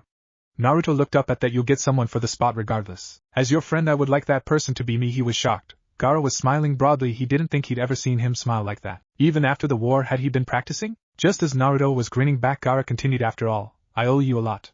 Something like this is nothing. That brought him back down. No, you don't. We're friends. You don't know me a thing. He definitely didn't want Gaara doing this for him out of some kind of obligation. Gaara was amused. A debt from one of the most powerful leaders in the world just thrown out like it was nothing. Well, in that case I would like to join you for this for no reason other than to assist my friend. He looked shifty for a second, eyeing the massive stacks of paperwork all around the room. I could use a break regardless. Perhaps I'll leave Kankuro in charge of the village while I'm out. And with that the remaining tension was broken, Naruto laughing loudly, imagining Kankuro's face when he was told that. He would defiantly not be happy. He spent a little more time discussing the details with Gaara. When everything was sorted he was invited out to dinner, and spent the next few hours catching up with all three of the Sand siblings. Waving goodbye later that night he dismissed himself with a broad smile on his face. Mission successful. Flashback end. Finally breaking through the crowd, Naruto smirked at the shocked whispers going on all around them. The assembled genin struggling to grapple with the fact they'd be competing with him, Gaara and B. Finding the correct room for the first exam briefing they walked through an open set of double doors, down a short hallway and ended up in a massive amphitheater. Judging from the amount of teams already inside and those still mute with shock outside, he supposed he shouldn't have been surprised by the size of it. Still, it did really hit home now just how many teams there would be participating. B let out an impressed whistle. Gaara did some quick estimations. There must be at least 200 teams participating this year, perhaps as many as 300.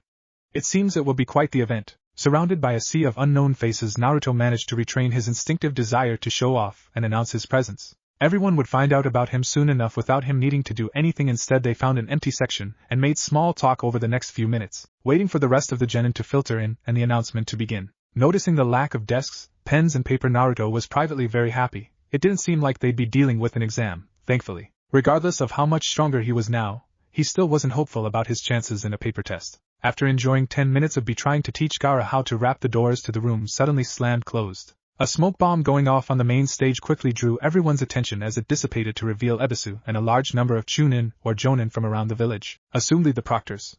Wasting no time, Ebisu stepped forward and yelled for silence before beginning his introduction. Hello all. Welcome to the chunin exams. His authoritative tone of voice suggested this wasn't a time to cheer. This will be a short announcement. Now, first off, in case there's anyone with any team members still outside the room, you've failed. All members were required to be inside by the time limit. Following instructions is the simplest part of being a chunin. There was a few murmurs through the crowd at that, but it didn't seem to have affected anyone Naruto could see. He did laugh a little at the thought of Kakashi failing for such a dumb reason though. Silencing the room again, Ebisu continued on. Alright. Now, your first task will be a test of infiltration and information gathering. Listen closely because I will not be repeating myself. First, we will now assign you to a briefing station and a time period over the next few days. There's a number of briefing stations all throughout the village and assignments are random, so don't bother following someone else. Arriving at the briefing station at your designated time, you will sign in and be given details of one of a handful of possible buildings to infiltrate. Inside you will find a scroll containing the information you need to find the second test. You will have 8 hours from the time you sign in to recover the scroll. To pass, all you need to do is have at least one member of your team open the scroll within those 8 hours. He paused, taking a moment to push his glasses up while letting the information settle in. That's all, no questions. Now come forward as your team and receive your allocation. Team Terumi ended up with a time allotment for later that evening. Having nothing important to do in the meantime, they'd opted to simply go their separate ways until their rendezvous time. Meeting up outside Naruto's apartment, that evening they followed the directions to the briefing station, still puzzling over the seemingly straightforward instructions for the mission. So, an infiltration mission. I gotta admit, I wasn't expecting that. Naruto was slightly worried. Amazing ninja or not, aside from his pranks when younger, he'd never had to do much in the way of infiltration. They didn't say we needed to sneak around. I say we just open up and go to town. B was of a similar mindset, it seemed. Naruto considered that. It definitely did seem like an easier solution. Gaara weighed, and it seems likely they will have posted guards, probably chunin or jonin level, to assess our stealth and stop us, he thought for a moment. However, unlike the other teams, such guards will be unable to stop us. That was a pleasant surprise. Naruto grinned. B's suggestion of just throwing overpowered ninjutsu at the problem had appealed directly to his nature. He would never have expected Gaara, the rational member of the group, to embrace it. Unfortunately, just as he was thinking through how he'd go about slamming a Rasengan into the side of whatever building they were using, he realized the problem, except we could end up hurting someone like that. Plus Bachan would be pissed if we destroyed a building. Especially if it was important. True, any guards would be just doing their job. Best if no one gets laid out like a log. Indeed. Gaara was sure he could keep from injuring anyone, but B and Naruto's techniques were significantly more explosive and uncontrollable. There would also be a chance of damaging or destroying our objective like that too. Why don't we attempt to sneak in? Then if we run into any problems, simply take care of them. Everyone agreed. That seemed the best way forward. A short time later, in the early evening, they found themselves standing in front of a large multi-story office building, having signed into their briefing station and received a target in the northern side of town. It wasn't an area Naruto was very familiar with, being far from both his apartment and the academy. He sighed at that. It would have been too much to hope for him to already be familiar with the building, he supposed. Currently they were hidden behind the roof of a building down the street, waiting to hear back from Gaara's reconnaissance. It is as we expected, his quiet monotone breaking the silence as he cancelled his sand-eye technique. A number of guards throughout the building. I wasn't able to make out any clear patrol routes, but there's at least 3 stationed around the perimeter, 2 patrolling and 1 hidden. From their current positions, I believe that if we approach from the east, we should be able to make an undetected entrance. That shouldn't be a big problem. Or I could create a distraction with Kage Bunshin? It would be best if we avoided that. At the very least, that would tell them we're making our move. We don't know what kind of communications they're using. We'll get in and out sight unseen. Keep it silent, stealthy, nice and clean. Okay, Naruto agreed as he made to stand up. Let's go then? Wait, Gaara held up his hand. There's 2 more things you need to know. Firstly, the inside seems to be set up like a maze. This building is clearly designed for this test. Navigation will be difficult. It's possible they want us to split up. Screw that. Naruto interrupted, not liking the idea of wandering through a maze alone. Who cares? If we need to, we'll find our own way. Splitting just makes it easier to get lost. I agree. In addition, while any of us can defeat any of their chunin guards without issue, it also raises the chances of an alarm. Fighting a number of chunin or possibly jonin guards alone without injuring any of them will be difficult. They were in agreement then. The team would stick together. Secondly, I wasn't able to get a good look, but there appeared to be 2 places of interest to us. A room I believe is a central control room, and some sort of basement, or possibly dungeon a few floors below it. I don't know the purpose for the basement, but it seems likely our goal will be this central control room. Maybe if you get caught, you'd get thrown in the basement. Price of failure if you can't sneak like you're meant. Definitely possible. However, it could simply be a bluff. If the objective isn't in the control room, it seems the best second place to check. Alright, we've got our strategy, Naruto announced, glad he had someone like Gaara on the team to prevent him and B from just running headfirst at every problem. Let's get that scroll. With that, the 3 silently zipped across the road and started circling around to the east. A few minutes later, they were hanging off the side of the 2nd floor of the building, Naruto in sage mode, keeping detection for anyone approaching, while B used his lightning chakra to cut a hole large enough for them to slip through out of the wall. Whoa, Naruto exclaimed under his breath as they stepped in. They've done something to this place. I could feel it was messed up from the outside, but now, it's odd, explained Gaara requested, using his sand to hold the wall B had replaced back into position. It's just messed up. It's like there's these fluctuating signatures coming from all over the place. They've put seals into the walls or something? I don't know, it's really hard to get a bead on anyone though. I can't sense properly at all. Plus it was starting to give him a headache. Gotta stop sensor types from having it all too easy.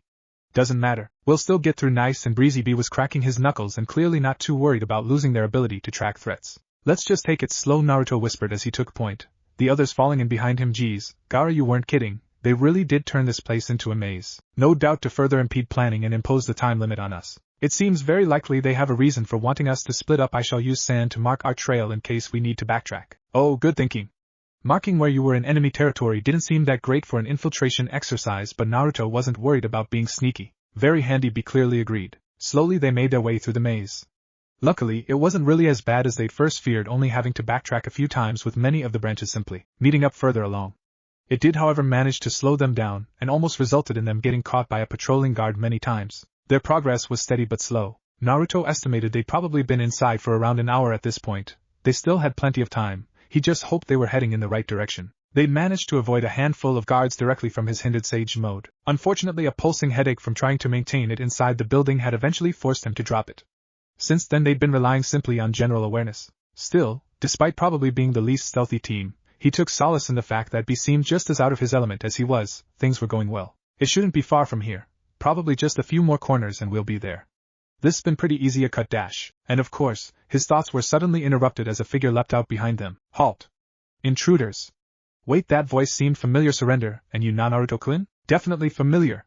Happily turning around, he saw a figure he knew very well taking a worried step back. Hey! Hinata-chan!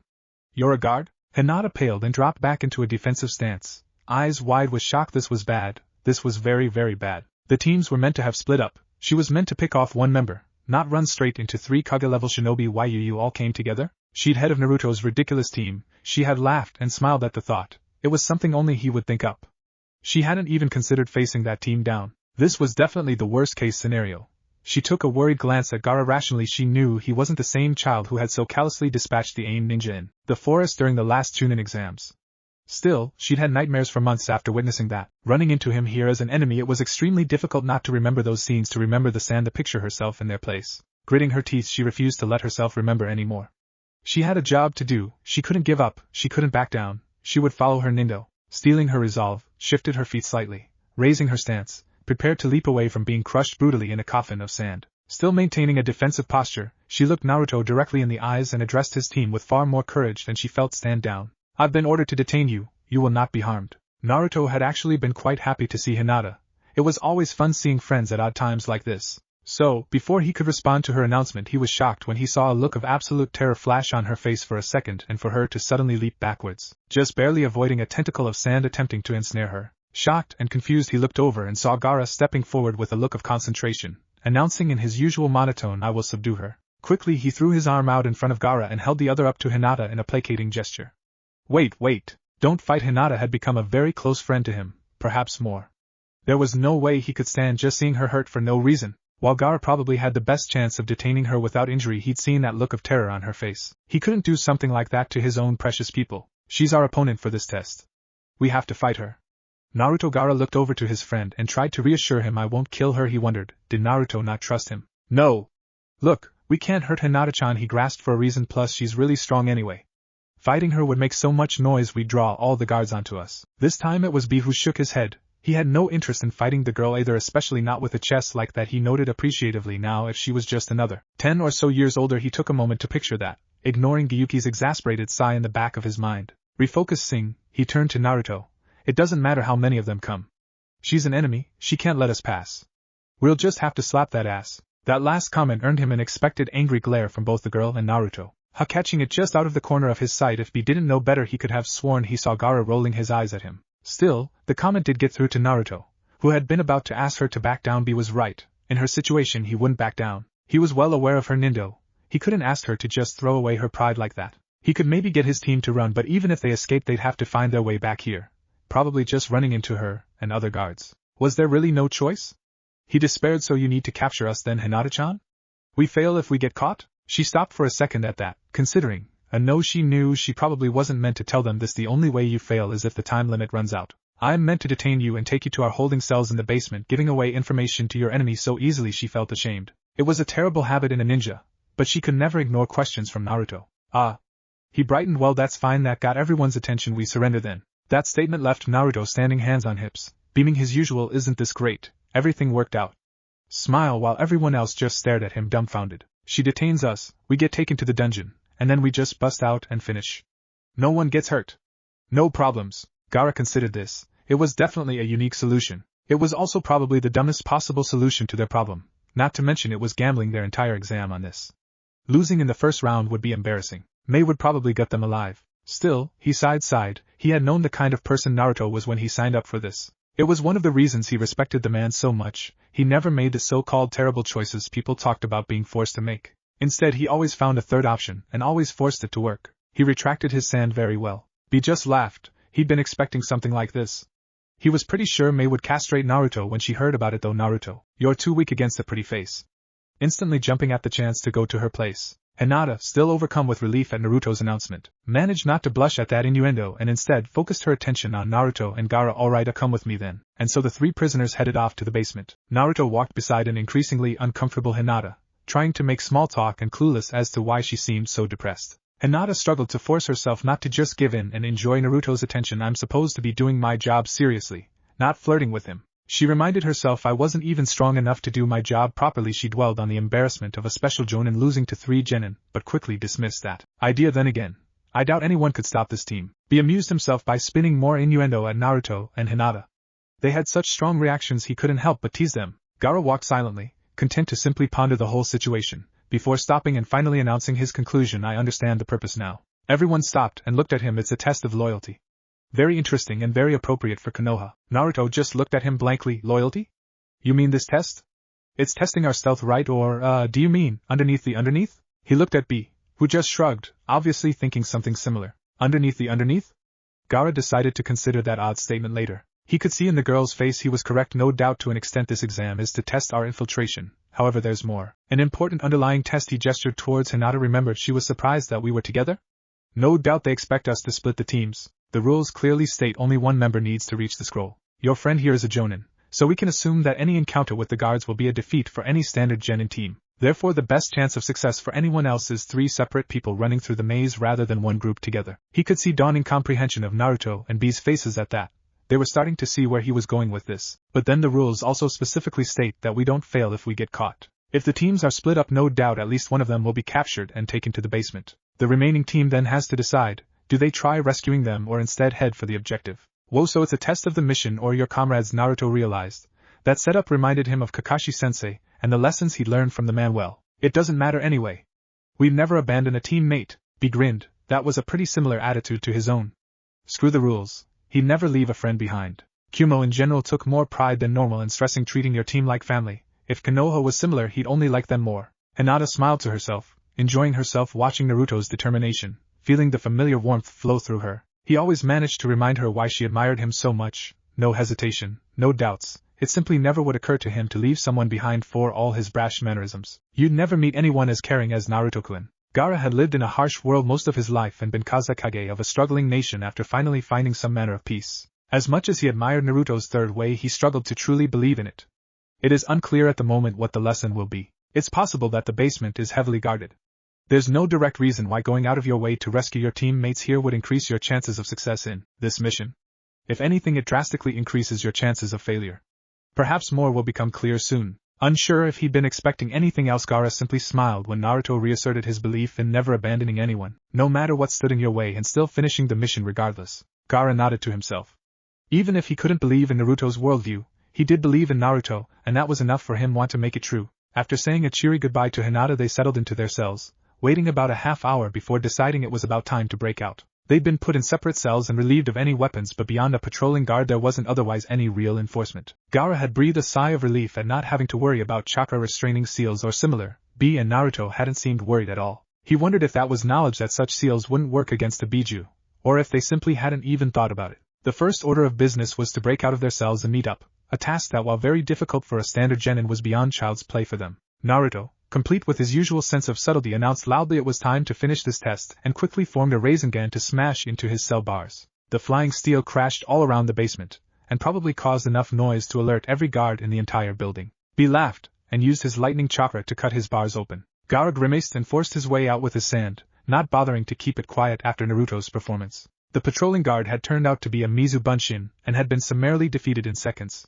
That was a definite surprise, but from the sounds of more footsteps heading their way there wasn't time to dwell on it. Raising his hand, he blocked the entrance off with a wall of sand. Hopefully that would delay anyone heading their way. Come! We're going up. Giving them no time to question him, he formed a platform of sand under their feet, and used it to raise them to the ceiling. Naruto, understanding his intentions, quickly summoned some clones and formed a Rasengan to smash a hole through. Sealing the hole with another wave of sand as they passed through it, he repeated the process. In no time at all they blasted their way through 3 floors and were back where they should be. Covering the last hole, he stopped to get his bearings and catch his breath. He was still good to go, but that had required quite a lot of sand. Luckily he could see some familiar landmarks. We should be close now. We're back on the floor with the central control room. Most of the guards should still be stuck down in the basement. Works out perfectly. A clear run to the prize and no one for Naruto to surrender us to. Let's get going before they catch up. Fu. Gaara held up his hand before Naruto could voice his obvious displeasure with that. At this point he declared stealth would be counterproductive. Naruto and B both looked at each other, then grinned at that. Who didn't love a chance to go all out? Soon the hallway was full of Naruto clones forming Rasengans and B's tentacles whipping around in his tailed beast form. Just point us in the right direction. And so, after simply destroying everything in their path, a few minutes later they were standing in a surprisingly bare control room picking up what they assumed to be the mission scroll. B's victory rap was drowned out by the sound of one of the walls behind them collapsing. The floor they were on was an absolute mess, whole walls, doors and corridors left as little more than dust and splinters. The ones that still stood had massive holes gouged out of them. Naruto smiled broadly. This was the best kind of mission success as far as he was concerned. Everyone had completed the test, no one had been injured, and he'd gotten to cause massive property damage. Yup, he thought, looking proudly at the destruction around him. Fun mission. His mood was slightly soured at the sight of Gaara blocking off all access to the room with walls of sand, assuring B that there was no need to take chances. That struck him as slightly unfair, considering they practically finished the test now. Geez. You surrender your team one time. Returning his concentration to the matter at hand, he cracked the seal on the scroll and spread it open, then jumped back with a yell as it exploded out of his hands, and with a distinct pop his apparent jonin-sensei was standing before them in a cloud of smoke. Mei-chan, what are you doing here? Naruto asked, still reeling back from the sudden shock. You have the directions to the next exam, Mizukage-sama? Gaara decided to try a slightly more tactful route. I do indeed, Kazekage-sama. She favored the more polite boy a warm smile and strode towards him, sweeping her gaze over the assembled team. The crumbling wall of sand and the ruined office. Congratulations on passing the first test. Gaara gave a contented nod. Naruto and B hooped and bumped fists. It was a small milestone, but it was important to overcome regardless. Regaining control may continue. Your next challenge will be in 3 days from now at Training Ground 58. It will start at 8 a.m. sharp, so make sure you arrive on time. Pausing for a second to let them absorb that, she finished. Aside from that, the only other information I have for you is that it will be a test of hunting and survival, so I recommend you brush up any relevant skills in those areas. Now she adopted a predatory smile. You summoned me here just as I was about to get some dinner, so why don't you apologize by taking me out, and we'll all celebrate your victory today. Yeah. Naruto whooped. Let's get so. Not ramen. The other 2 members interrupted instantly before looking at each other surprised. Cutting off Naruto's protest, B explained, every time we've eaten with you so far it's been ramen. I want to try new cuisine, not the same old bar. Man, no need to worry. Mei smoothly assured them, in my time here I've discovered a great deal about the village, including an amazing sushi restaurant you can all treat me to. Come. And with that, Gaara released his walls of sand and Mei made to saunter out of the room before stepping out of the doorway and stopping in shock. Why, she couldn't believe her eyes. The place was ruined beyond words. Whirling to look at Naruto, she had to ask, wasn't this meant to be an infiltration mission? He had the decency to look embarrassed, not meeting her eyes. Well, you see, we intended to sneak in. We were really stealthy for a while, and so, realizing that while they'd managed to avoid hurting anyone, they'd messed up all the other pre-mission plans they made. Naruto looked again at the devastation he'd caused and came across an important point. Oh shit, Bachan's gonna kill me. He was deathly pale at the thought of her seeing this. Any possible response was cut off by the sound of one of the walls behind them giving out completely, and a huge section of the building collapsing in on itself with a thunderous crash. Good morning, Genin. Jolting awake at the loud voice, Naruto realized he'd somehow fallen asleep while waiting for the second test of being. That's what I get for arriving too early. Ugh. I couldn't remember when she said it started though. Blearily opening his eyes and looking up, he saw his team had found him at least. Be laughing at him and Gaara shaking his head in exasperation. Looking around, he was surprised to see how many teams had arrived. It was hard to count, but there seemed to be at least 100 participating in the second test. A big crowd for sure. Wait, is that? Looking at the direction of the loud greeting, he saw a very familiar sight. A large brown-haired man riding a giant dog. My name is Kiba Inuzuka. Welcome to the second exam. Whoa, no way, Kiba's the examiner here? Huh, I think I remember him saying something like that. Better him than that snake lady again, Kurama offered. He hadn't enjoyed the fear of an unstable jonin cutting down his host any more than Naruto had. Now that is definitely true. Naruto had worked with Anko many times. He knew how skilled she was. How dedicated she was to the village still didn't change the fact she freaked him out. With the various chatter dying down, Kiba continued his introduction. Now, before we get started here, I want to talk about the true meaning behind the first test. That grabbed everyone's attention. Kiba paused for a moment, clearly soaking in the spotlight. Most of you here probably had at least one teammate get captured, so you will have noticed you had the choice between going after the mission objective and rescuing your comrade. Now, as you're probably taught, you should always prioritize the mission. That's an important lesson. You must complete the mission. However, there are also consequences. Seeing comprehension dawning and horror dawning on some of the teams, he continued, of course. You should finish your mission, but you should never leave a comrade behind if you have the ability to save them either. And so, those teams that left someone behind to jail or death now have to deal with the consequences of doing that. You don't get that teammate for the remainder of your mission. Cutting off any protests, Kiba laughed loudly at the shocked group before him. They even made it easy on you. If you'd bothered to check, all the prison guards were just types of clones. Any genin team would have been able to overcome them. But some of you didn't even try. I wondered if it was something like that. Gaara looked impressed. So now we understand the full reasons behind the choice of saving or sacrificing your teammate. Very nice. Abandon a teammate, and you have to deal with being a man down. No doubt most of those here thought of each test as a separate mission, not one large one. He nodded his approval. It was a good lesson. Suna may have some of the harshest teachings of the hidden villages, but their economic woes meant prioritizing and valuing assets was considered vital to any team. Carelessly abandoning a trained ninja was wasting a huge asset. Doing so without proper reasoning was ridiculous. So, Kiba yelled, making himself heard over the shocked cries going on around the audience. Anyone who was still in the cells when time ran out during stage 1, you might as well leave. We already know who you are, and you won't be getting one of these. That said, he brandished 2 headbands, one red, one black. To those leaving, remember who abandoned you.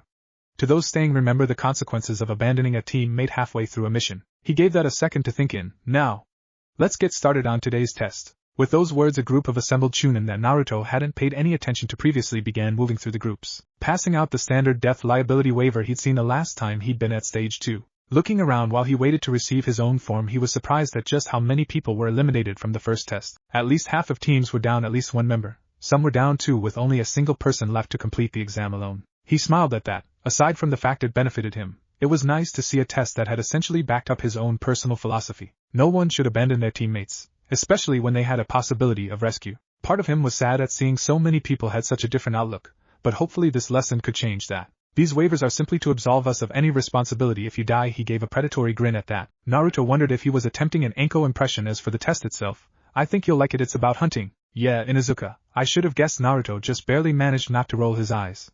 At least Sage mode would help. As you can see, there's a number of stations set up around the perimeter. When you hand your forms in, you'll be checked to ensure it's the right members competing. Then given either one of these, he brandished the black bandana if you're a hunter, and one of these this time he lifted the red bandana if you're the prey. Showing amazing restraint, Kiba only took a few seconds to grinning maliciously at the younger genin. You'll hand your forehead protectors in at the station. Don't worry, you'll get them back afterwards, and replace them with whichever bandana. It must be secured to your forehead, and it must not be removed. That's how we're tracking who's still playing. They've got a seal on them. Anyone who loses their bandana is considered dead. So if you lose yours, just stay still and wait for our medics to scoop you up. Other than that, it's as simple as can be.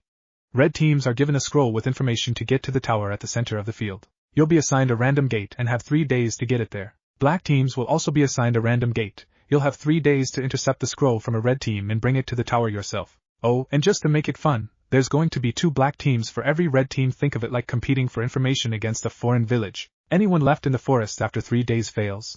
Get the information to the tower in time, or you lose. Naruto paused for a moment to take it all in. It seemed reasonably familiar to the second test he'd done as a kid. It was different in a number of key ways, but relatively straightforward. The biggest potential issue would be the competition between black teams for red team scrolls. Red teams will have a 30-minute head start. The test begins 1 hour from now. I suggest you get to your stations. Another wave of shock spread over the crowd at that. A 30-minute head start seemed very small. That's a lot of pressure on the red teams, Naruto supposed.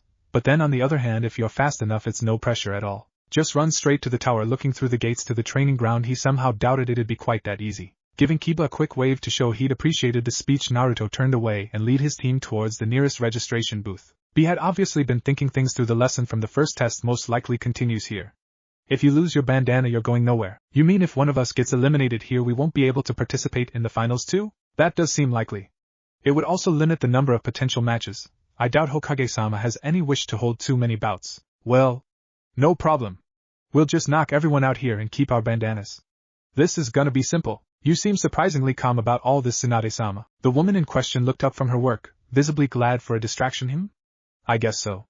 It's mostly out of my hands at this point, Shikamaru, he grunted, moving over to lean against the wall. I'm surprised you even let Naruto's ridiculous team enter. She laughed at that. I didn't have much choice really. I told that brat if he found a team I'd let him form one. Plus with so many other Kages involved it'd be a mess either way. Anyway, she reasoned he's probably doing us a favor here anyway. We've got way too many applicants this year, with the backlog from the war and so many other nations competing. I was getting a headache just thinking of how we would possibly host the finals. This is perfect. We can just let Naruto clear the field. It's still going to be a pain, Shikamaru pointed out. I saw the numbers for the second test this morning. There's just over 80 black teams and about 40 red teams. That could get messy. It could. Hopefully it doesn't get too bad though. We're expecting a majority of the fighting to be between the black teams. It should be slim pickings finding a red team, since they'll be doing their best to escape. I've got Shizen and Sakura's medical division on standby, but hopefully it won't be too lethal this year. How troublesome. Shikamaru did some quick mental math. We're obviously not expecting all 40 teams to pass. Probably around 30 or so at most. Then I imagine we'll host a team preliminary elimination? That'll knock us down to about 10 to 15 teams. That's still a lot for the final round. Sunade, using the time-honed technique of procrastination, waved his question off. No point worrying about it. We'll host a second elimination round, or do a battle royale for the final round or something. Seeing he wasn't going to get any more plans out of her than that, Shikamaru took her advice and stopped worrying. TCH, no point making plans anyway, really. Knowing Naruto, they'll just get messed up regardless. Bleh, we're black, Naruto complained, a black bandana secured on his head where his forehead protector would normally be. I was kinda hoping to be red. They were a few minutes inside the training ground 58. He took a moment to survey his surroundings. Definitely not what he expected. He'd been thinking along the lines of the forest of death, but this was far more hills, crags, valleys and rivers. There was plenty of trees and foliage around. It was still Konoha after all, but it was very difficult terrain to navigate. That's probably the point, he conceded. Probably an ANBU training ground or something. The tower in the center loomed far in the distance, seemingly at the bottom of a vast valley. At a guess, he thought it'd probably take a standard genin team almost a full 3 days to reach it. Still, they weren't a standard genin team, so there was no reason to act like one. Stopping on a tree branch, he held up his hand to halt his teammates. Okay, hold up for a sec, guys. Let's make a plan. We have a lot of ground to cover and none of us are particularly adept hunters. Gaara calmly pointed out their problem as he landed beside Naruto. Well, Kurama can probably help me out with tracking. Oh? You need to rely on my power for your chunin tests?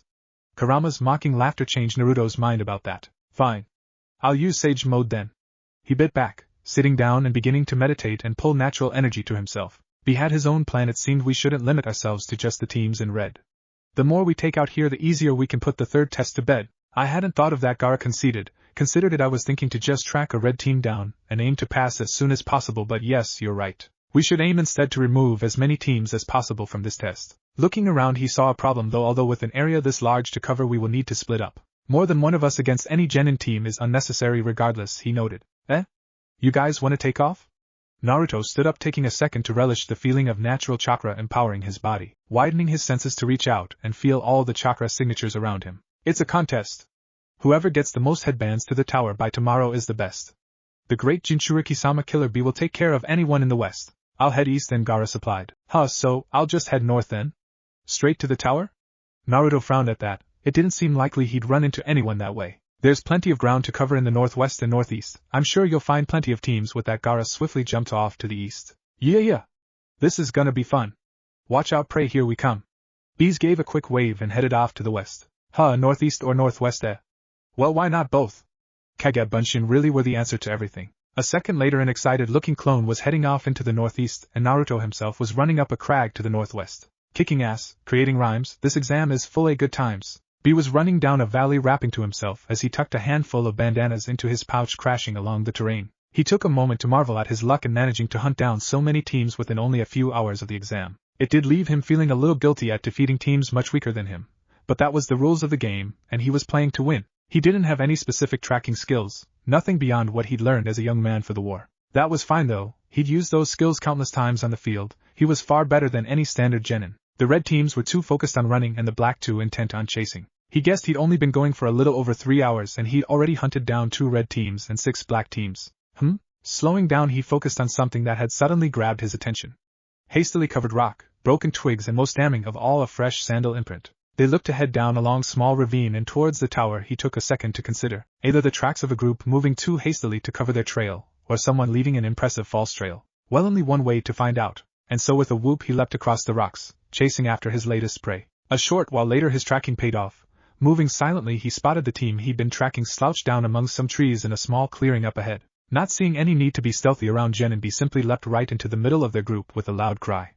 Noting absently from the bandanas it was another red team. They were clearly exhausted, breathing hard and bleeding in multiple places. It appeared he'd caught them in the middle of binding their wounds.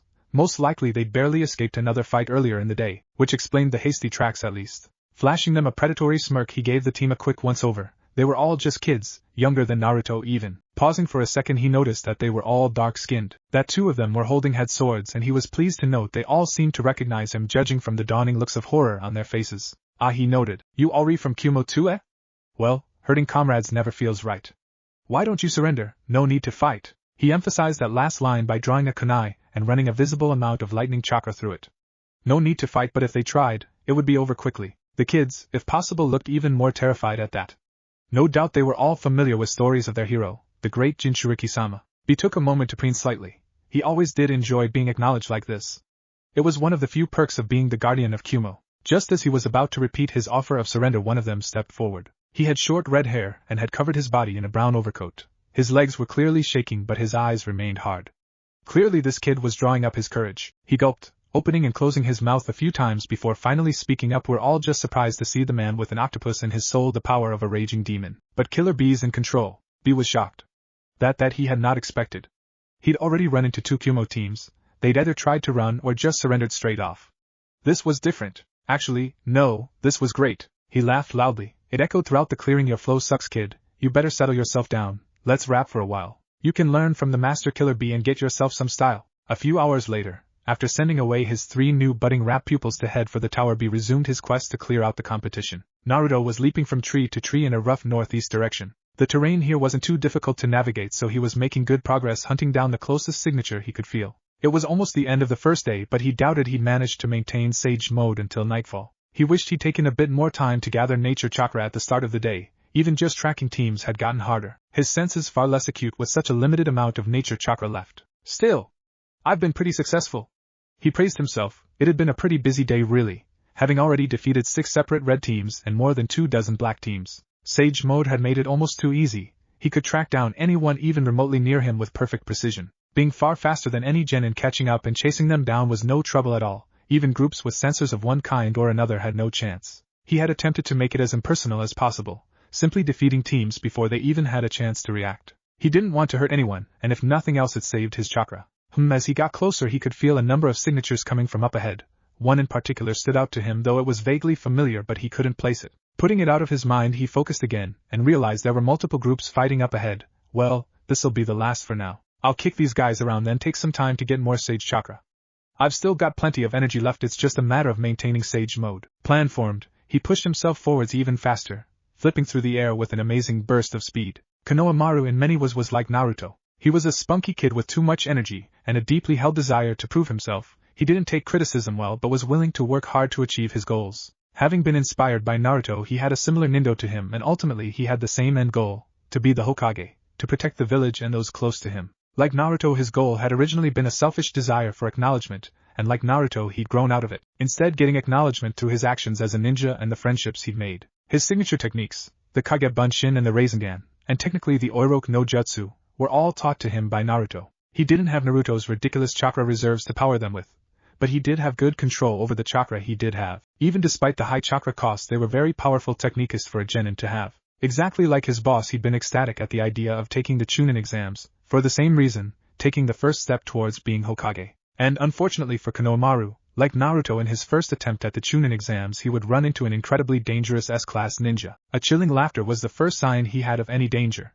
It froze him dead in his tracks, a shiver running down his spine. Dread settling in, Konohamaru slowly turned around and saw that his team had already been captured and subdued. Well, what do we have here? It was very clear just how much trouble he was in. Oh shit. Dashing through the trees, Naruto could tell he was finally getting close to his target. He could hear the sounds of combat coming directly ahead of him. Whoever that familiar chakra signature was, they were definitely fighting for their lives. With that thought in mind, he put on a final burst of speed, streaking from tree to tree at near his top pace, barely more than an orange blur to anyone watching. Focusing his senses outwards through sage mode, he judged his proximity to the targets ahead of him, angled himself towards the one in the back, gave one last leap and, over the scroll. Your ouch crashed right into the poor sap. Woo! Now that's an entrance. He whooped, crouching on the stunned heap below him. It was always nice to make an impact. Judging from the twitches of the guy lying below him, he'd left quite an impression indeed. Standing up, he took a moment to look over the clearing. It was a complete mess by now. kunai and shuriken littering the landscape with large gouges cut out of the ground or rocks where heavier weapons had missed their mark. Judging from the way the teams were positioned, it looked like two black teams had grouped together to hunt down one red team. The red team looked to be putting up a valiant effort, but they were losing badly, one of their members having lost their bandana, lying on the ground unconscious. The remaining two were desperately fending off their assailants. No one's even noticed me. Naruto pouted so much for his awesome entrance. Wait, hey, he suddenly understood the chakra signature that had seemed so familiar while he was tracking this group. Hey, it's Minihina. Wow, you made it to the second test. That got everyone's attention. The other genin all turned to look at this man casually walking up them, interrupting their life and death battle, while giving a cheery wave with a bright smile. Oh, you're on the red team. Huh.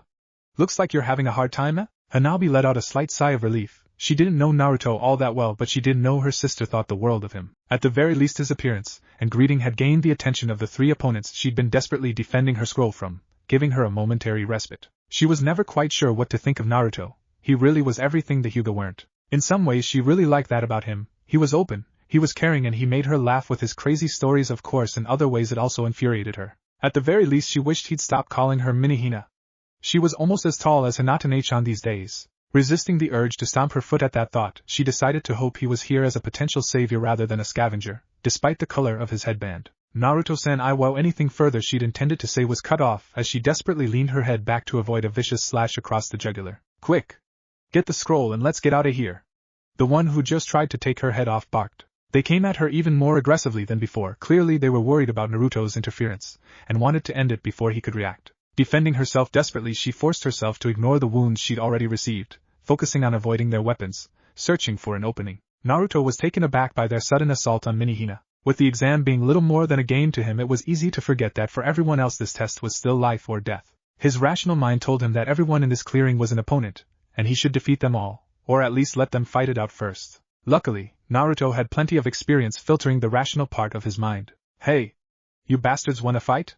Fight me! He liked Minihina. He didn't really know her that well, but she was Hinata's precious sister. That was more than enough reason. Naruto would never sit idly by while someone he cared for's precious person was hurt in front of him. Hanabi didn't have a moment to look over at Naruto after his declaration. With three people attacking her, she couldn't spare a thought for anything except a desperate defense, unable to even counterattack. She rolled backwards to dodge a sword slash, pirouetted forwards to avoid a barrage of kunai, twisted her body away from another barrage of sword slashes. Her form was perfect, her stance was strong. Unfortunately, she was already bleeding and fatigue was fast catching up to her. Ducking under a roundhouse kick, she was a moment too slow in creating space and caught the follow-up kick in the stomach. All the air rushed out of her as she slammed backwards, landing heavily against the boulder. The pain of the impact and the shock at being winded left her momentarily stunned, her entire body screaming in pain. Looking up, she saw her opponent already charging forward to finish her off, eyes set on securing his victory, lunging forward to impale her. She'd only been stunned for a moment. Her body's reactions only slowed for a fraction of a second, but that would be more than enough. She had no time to dodge, no time to move, no time even to fear. The perfect example of Hyuga pride, Hanabi simply glared back at the man about to kill her. Refusing to back down for even a moment, she glared death at him right until he suddenly wasn't there anymore. Rasengan! Huh! She blinked and looked again, utterly bewildered. Where the man had been, Naruto was now standing, arm outstretched holding a quickly dissipating ball of energy. She stumbled forwards and took a moment to look around. Where just a few seconds ago the clearing had been full of combat, now there was nothing. Her teammates were collapsed next to each other, with Shinji tending to the injured Yosuke. The teams attacking them had been thrown all around the area, slammed into trees, rocks, or even just straight into the ground. None of them seemed like they'd be getting up anytime soon. He took them all out in a second. She knew he was strong, of course, everyone did. There were a million stories of his adventures, but still, she'd never witnessed anything like that. Not even from her father. Suddenly she felt herself pulled forwards, felt Naruto wrapping his arm over her shoulder and bringing hers over his, obviously worried about her injuries. And used to any sort of physical affection, Hanabi was shocked to find she had instinctively leaned against him, and worse, she was blushing at the contact. Her mind was reeling as she was led back to her team, embarrassed. She fought to keep her composure. I won't be as bad as Hinata-chan. No way. Finally feeling the last of her adrenaline fade away as the fatigue took over, she sat heavily on the ground, leaning against a tree beside her teammates, as she watched Naruto calmly walk around the clearing, humming to himself, and collecting the headbands of everyone he'd defeated. Task done, he turned and flashed a bright grin. Don't worry, I'll leave you guys alone. I've got plenty of red team scrolls already. He patted his pouch at that. Hinata-chan be mad at me if she heard I was picking on her sister anyway. Laughing at that thought, he walked back over to her group and sat next to her. Few busy day. I need a break, and with that she watched him shut his eyes and concentrate on his breathing. Puzzled at his behavior, she suddenly noticed the coloring around his eyes. Is this sage mode? She'd heard whispers of the power of sages and the respect Naruto had gained in attaining it, but didn't know any details. Is that why his eyes? She spent a few more seconds examining the odd coloring before sinking back against the rock and relaxing. Looking at her team brought a smile to her face, very glad they both seemed okay. Shinji going down had been an incredibly scary moment. Yosuke's injuries looked bad, but he assured her it only looked bad. They were bandaged now and his movements didn't seem to be affected too badly. He'd be fine to move in a few hours. She nodded. That was good, they could still do this, they could still win. Thanks to him, she thought, turning once more to her savior. He defeated all of those ninja in a second, and then sits here and mediates right in front of us. We're also his enemies, but he doesn't even think twice about it. He knows we're not a threat to him. Even like this, she suddenly felt a shudder go down her spine at that thought and was surprised to find herself become slightly warmer, blushing again. I knew he was powerful, but after seeing it firsthand, I think I see what Hinata-chan sees in him, she thought with a shy smile as she laid back and relaxed, watching him mediate. She was wrong, of course. Hanabi looked at Naruto now and saw his strength. Hinata had been looking at Naruto most of her life. She loved him for his weaknesses and his will to change them. Meanwhile, on the northwest side of the training ground, the real Naruto was standing with his hands on his hips, looking down at the terrified genin ahead of him, sorely tempted to let out another evil laugh. Putting on his most devious smirk, he slowly stepped forwards. Konohamaru, fancy meeting you here, B-boss. What are you doing here? Konohamaru stumbled backwards, looking desperately for any support he could get. Unfortunately, his teammates were both being securely held by Naruto's clones. What do you mean, what am I doing here? Wasn't this our rivalry for chunin? Weren't you going to become a squad leader and boss me around? Naruto pulled out a kunai and started twirling it around his finger as he continued to stride towards the boy. Didn't you say you'd surpass me? Konohamaru-sensei? Lacing the title with as much sarcasm as he could muster, he stopped directly in front of the reeling genin, using his height to leaning down over him. Come on, boss, haha, you're not mad about that still, are you? Ha, come on. We're friends, you'll let us go, right?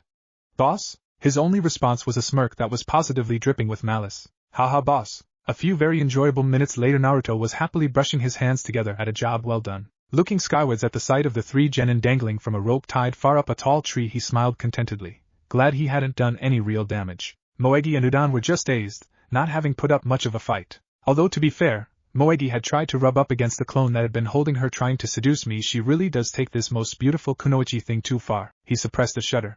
Udan had just let himself get knocked out, unable to break Naruto's hold. Konohamaru, on the other hand, while conscious, had clearly been roughed up. He hadn't wanted to be too mean to the little brat, but still, throwing him around a bit had been amazingly therapeutic. Now that felt good. Taking a second to flash them the victory sign, he proceeded to gloat some more. Hey, don't worry too much. I left your headbands, he indicated to the black cloth still tied around their heads. I'm even going to give you a chance. It's only the first day, and I've already knocked out enough red teams.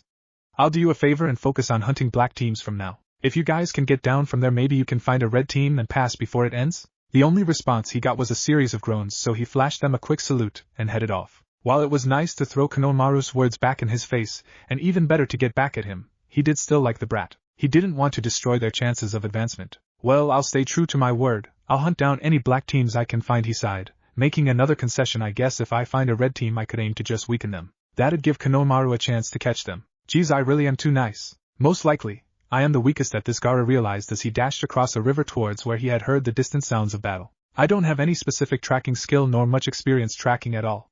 I don't move as fast as Naruto or B.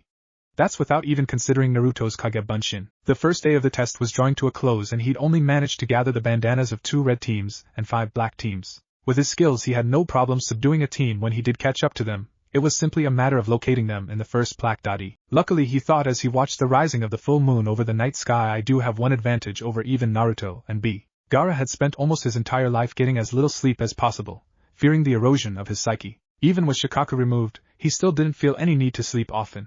Even just getting used to the idea of being able to sleep had taken him a lot of adjustment. To Gaara, a week or a month without sleep was no problem at all. He would go days without sleep without even realizing it. The other genin will no doubt wish to push themselves as far as possible on the first day. However, the constant movement and pressure from battle will slow their bodies and sap their stamina. They will need to stop for the night. Leaping from the river into the forest, he followed it up a steep hill before finally arriving at the approximate area. He'd picked up the sounds of battle from earlier. Swiftly moving from tree to tree, he finally saw his goal. It appeared his suspicions were correct. A team of older genin. They appeared to be around his age, perhaps slightly older. 2 men, 1 woman. He couldn't identify the village of any from sight alone. From the looks of things, they'd fought and driven another team off earlier. They had a small shelter nestled against the rock formation, and one of them seemed to have some pretty painful injuries, at least judging by the way the kunoichi kept fussing over him anytime he moved. Instinctively gathering, stopping and spiking his chakra for a moment to break any possible illusions, he verified the sight in front of him. They appeared to be putting away their meal and arguing over a sleeping rotation. Well, they don't have to worry about that, he smiled as he let his sands silently encircle their position. They were the first of many participants that night to discover the advantages of a man conditioned not to need sleep. The light sun was a little past the horizon on the second day of the exams when Gaara arrived at the tower. He had expected to arrive first, seeing as both Naruto and B would have no reason to work through the night. Still, it had taken him longer than he'd expected to arrive. While there didn't seem to be any truly dangerous beasts in this ground like there had been in the so-called Forest of Death, the terrain was incredibly difficult to navigate. Even an experienced shinobi like him was slowed down considerably navigating crags, canyons, rivers and the various smatterings of woodland. He guessed it was about 9 a.m. and with nothing better to do settled down against the entrance to wait for his team. It took a few more hours for the rest of the team to arrive. Naruto's clone arriving second, followed by B and the real Naruto a distant last, only arriving shortly before midday. Sorry guys, I got lost somehow, he explained sheepishly when he finally arrived. Anyway, Naruto continued, clearly attempting to change. How'd we all do? I did pretty damn well, I think. He tipped out 6 red scrolls and threw down a large pile of bandanas. Not bad, Gaara commented, removing his collection, adding a further 5 scrolls and a number of bandanas to the pile. Ha! I've got you both beat. Naruto's clone piped up happily, counting out 10 scrolls and a huge clump of bandanas. Looks like there was good pickings where I was. He was quickly dismissed before he could gloat more, Naruto swaying slightly at the feedback from a clone active for an entire day. Not bad at all, B commented, throwing another 6 scrolls onto the pile and dumping his collection of bandanas to complete the small mound. We got almost everyone. We might be the only team to pass. As a team or as individuals, we kick arse. Hell yeah. Naruto readily agreed to that. Let's go turn these in. Already scooping both the piles up. And so a few minutes later, they passed through the entrance corridors and into what appeared to be the main foyer of the tower, a large bare room with a cold gray floor decorated with symbols of the various ninja hand signs. Quickly seeing they weren't alone, the far end of the room containing a large contingent of ninja talking, playing cards, meditating or otherwise killing time. What's going on? Gaara was the first to notice. I believe those are the jonin sensei, waiting for their teams. Ah, there's Mei-sama, he pointed out the stunning brunette slowly making her way over to them. Naruto, never one to wait on ceremony, instantly called out to her and ran over, getting the attention of the entire jonin assembly. What took you 3 so long?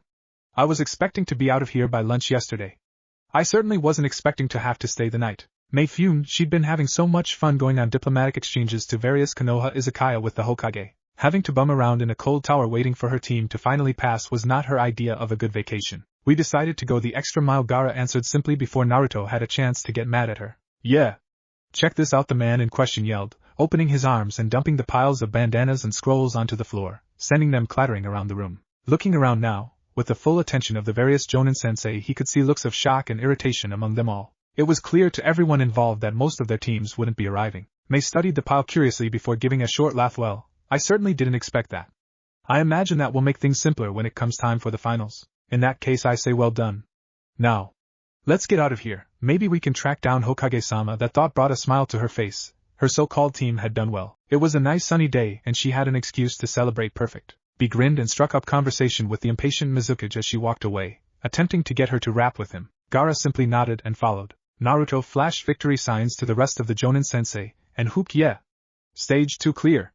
Before pumping his fists and following to join in the conversation. Only 2 more teams made it to the tower before nightfall on day 2. Aside from having a group of S-class ninja out making the test harder for them, the distance truly was a long way for a standard genin to travel in such a short time. A little before midnight, however, the doors banged open one last time and 3 straggling genin stumbled in, coated in bruises and torn clothes, obviously near the end of their reserves, with only 2 having managed to keep their headbands. Sensei Hanabi called out upon seeing the man quickly shunshin over to them. We made it. Having no energy for further conversation, she opted to simply thrust their scroll out and nod her way through her sensei's proud congratulations to the team. Task complete, and absolutely exhausted, Hanabi was considering just lying on the floor and going to sleep when a soft voice drew her attention. Congratulations, Hanabi-chan. You've done well. Surprised, she turned to see Hinata smiling proudly at her, before being collected into her arms, instinctively snuggling into the warm embrace. Come on, let's get you out of here. The 3rd day came and went with only a small handful more teams passing. The attitude among the remaining jonin dropped precariously low. The idea that their teams had probably been eliminated by a group of ninja who had no place even taking the test was not a happy one for many of them. With only a little over an hour before the end of the exam, Ebisu, who had all but given up hope, was beside himself with joy when he saw the doors open up one last time and his team stumble in. Moegi seemed to be fading in and out of consciousness, just barely fending off sleep. Udon was stopped so low his hands were almost trailing along the ground, and Konohamaru appeared to be trying to pull together the energy required to speak. They were all covered in small cuts and bruises, but miraculously it appeared that all three had retained their headbands. We didn't sleep 3 days, Konohamaru explained as he fished around in his pockets, finally producing a scroll, but we finally found someone, we did it. And so, task complete, he fell straight over and was unconscious before he hit the ground. Ebisu picked him up and supported Moegi and Udan to stop the same happening to them. They'd passed. They might have only just barely made it, but they'd passed. He was practically glowing with pride as he carried them out. Finally done, Sakura stumbled out of the med bay, slumped against the nearest wall, and promptly started to slide towards the ground. The medical squad had been on standby for the second test. They'd expected some combat. They hadn't expected almost every single team to be hunted down and thrown around. Most of them hadn't needed all that much medical attention. Naruto and his team had been rather gentle with them, but still, their requirements had been to track down any genin anytime the trackers showed their headband being removed. She'd spent the last 3 days hunting through the forest, locating and retrieving genin to drag back to the med bay and be given medical treatment. She'd treated more than 200 cases. She'd barely had a moment's rest. Naruto, I kill you. She was asleep without even finishing the thought. And Chapter 2. Omake. Looks like the logistics of the third test won't be so difficult after all, Shizen happily piped up. She felt a bit guilty leaving her workload to Sakura after she was pulled off the medical squad to help with the planning for the final test. Still, no one she'd seen had been in any serious danger, and scouring the forest all night for wayward genin wasn't her dream job. Sunade grunted acknowledgement. Now the biggest problem is how to deal with Naruto, and that team of his. I'm sure Naruto will be careful not to overdo it. Shizen answered loyally, trying to convince herself as much as anyone else. Well, we can have a chat with him and tell him to be careful. Shikamaru stood from where he was slouched against the wall. He probably won't use the Nine Tails chakra, so why don't we just ban Sage mode? Sunade cocked an eyebrow, surprised you want me to make a rule that specifically punishes him? The suggestion seemed odd, especially from one of his friends. The brat annoys me, sure, but that's a bit much. Naruto worked hard for that power. We can't just ban it. Shizen couldn't even wrap her head around that idea. It'll keep things under control, Shikamaru explained in his typical monotone. We can just say it's a matter of keeping things fair for all the competitors. Keeping things fair? Sunade scoffed at that. It's a ninja battle. Why should it be fair? If you're stronger, you're stronger. She banged her hand on the table to emphasize that point, thankfully keeping enough presence of mind not to break the whole thing. It'd look ridiculous to the other nations anyway, Sunade rationalized. Everyone be wondering if we'd ban bloodline limits or summons next. It's hard to say. Sage mode is more unfair than the Sharingan. Everyone nodded at that. The Sharingan especially. That thing seemed to just develop new powers whenever the user needed them. She'd originally thought it simply copied techniques. Upon taking up residence as Hokage and having access to sealed information, she'd been surprised to find it also turned back time, shot out an unstoppable fire and summoned a giant skeleton. If she'd had any doubts, the first-hand demonstration she'd received from Madara had eliminated them. Still, considering it's a ninja from our village we're talking about, I doubt there'd be that many problems. Surely you're free to put whatever limits you want on your own ninjas, Shikamaru countered with a shrug. Still, it's Naruto. Shizen liked the boy, but even she could see how what would happen. He's impulsive. Even if you ban it, he'd probably use it, accidentally, just on instinct. That'd be terrible. She could just see that happening. The poor boy would be devastated being disqualified, especially if it was from a rule that had been made up to affect no one but him, for no purpose except to make his life harder. I can definitely see that, Sunade agreed. Even if his on-the-fly plans were often brilliant, there was no denying he fought with his heart more than his mind. Getting disqualified in such a ridiculously unfair manner, well, knowing him, he probably wouldn't hold a grudge or anything. Still, so? Shikamaru countered again, a little annoyed at having to argue 2 against 1. Did they not see where he was going with this? If Naruto gets disqualified, that makes it easier, doesn't it? No worries about him overdoing things. Seeing the shocked look on their faces, he realized he would need to fully explain this. It's cold, sure, but I mean, it's not like he needs to win the tournament, or even do anything in the tournament, right? I don't think there's anyone that thinks Naruto shouldn't be a chunin at the very least, but it's not like that's decided from winning the tournament. Sunade pondered that. That's true. Even if he gets disqualified, the selection committee would still make him a chunin. She laughed a little. It's not like they'd sit down and say, oh well, he's an experienced ninja, a sage and probably the most powerful person in the world, but he got disqualified, so we better not pass him. The fact that as the Hokage she'd be part of that decision-making process, and anyone who even thought such a comment would drastically shorten their lifespan went unsaid. Yup, she thought, there was simply no way that would happen. It did make sense. The idea that even if Naruto was somehow disqualified in an incredibly biased manner, he'd still pass the test, and ultimately everyone would be happy. It's not a bad plan, Shikamaru, but no, I don't feel comfortable doing that to him. Making up a rule just to punish one person looks ridiculous. Plus we do want him to show off in the exam, to show the strength of Konoha's ninja. That was true even if that damn Mizukage was trying to take all the credit for the team. She grumbled internally a bit at that. Naruto certainly had audacity. Let's just make plans around sealing and earth techniques to reinforce the structure and the arena itself. Okay, that's settled. Thinking of the Mizukage had reminded her now. I just remembered I have another diplomatic commitment with Kiri tonight. So I'll leave the planning to you two. So saying, she grabbed her hat and leapt out the window towards the izakaya May had mentioned she was taking her team tonight. Wa, Sunade-sama. What if Naruto was promoted to the jonin chunin exams? And thanks for watching my video till the end. If you enjoyed this content, then do consider subscribing to my channel, and leave a like if you guys need the next part. Comment down, and thanks for watching the video, and see you guys in the next video.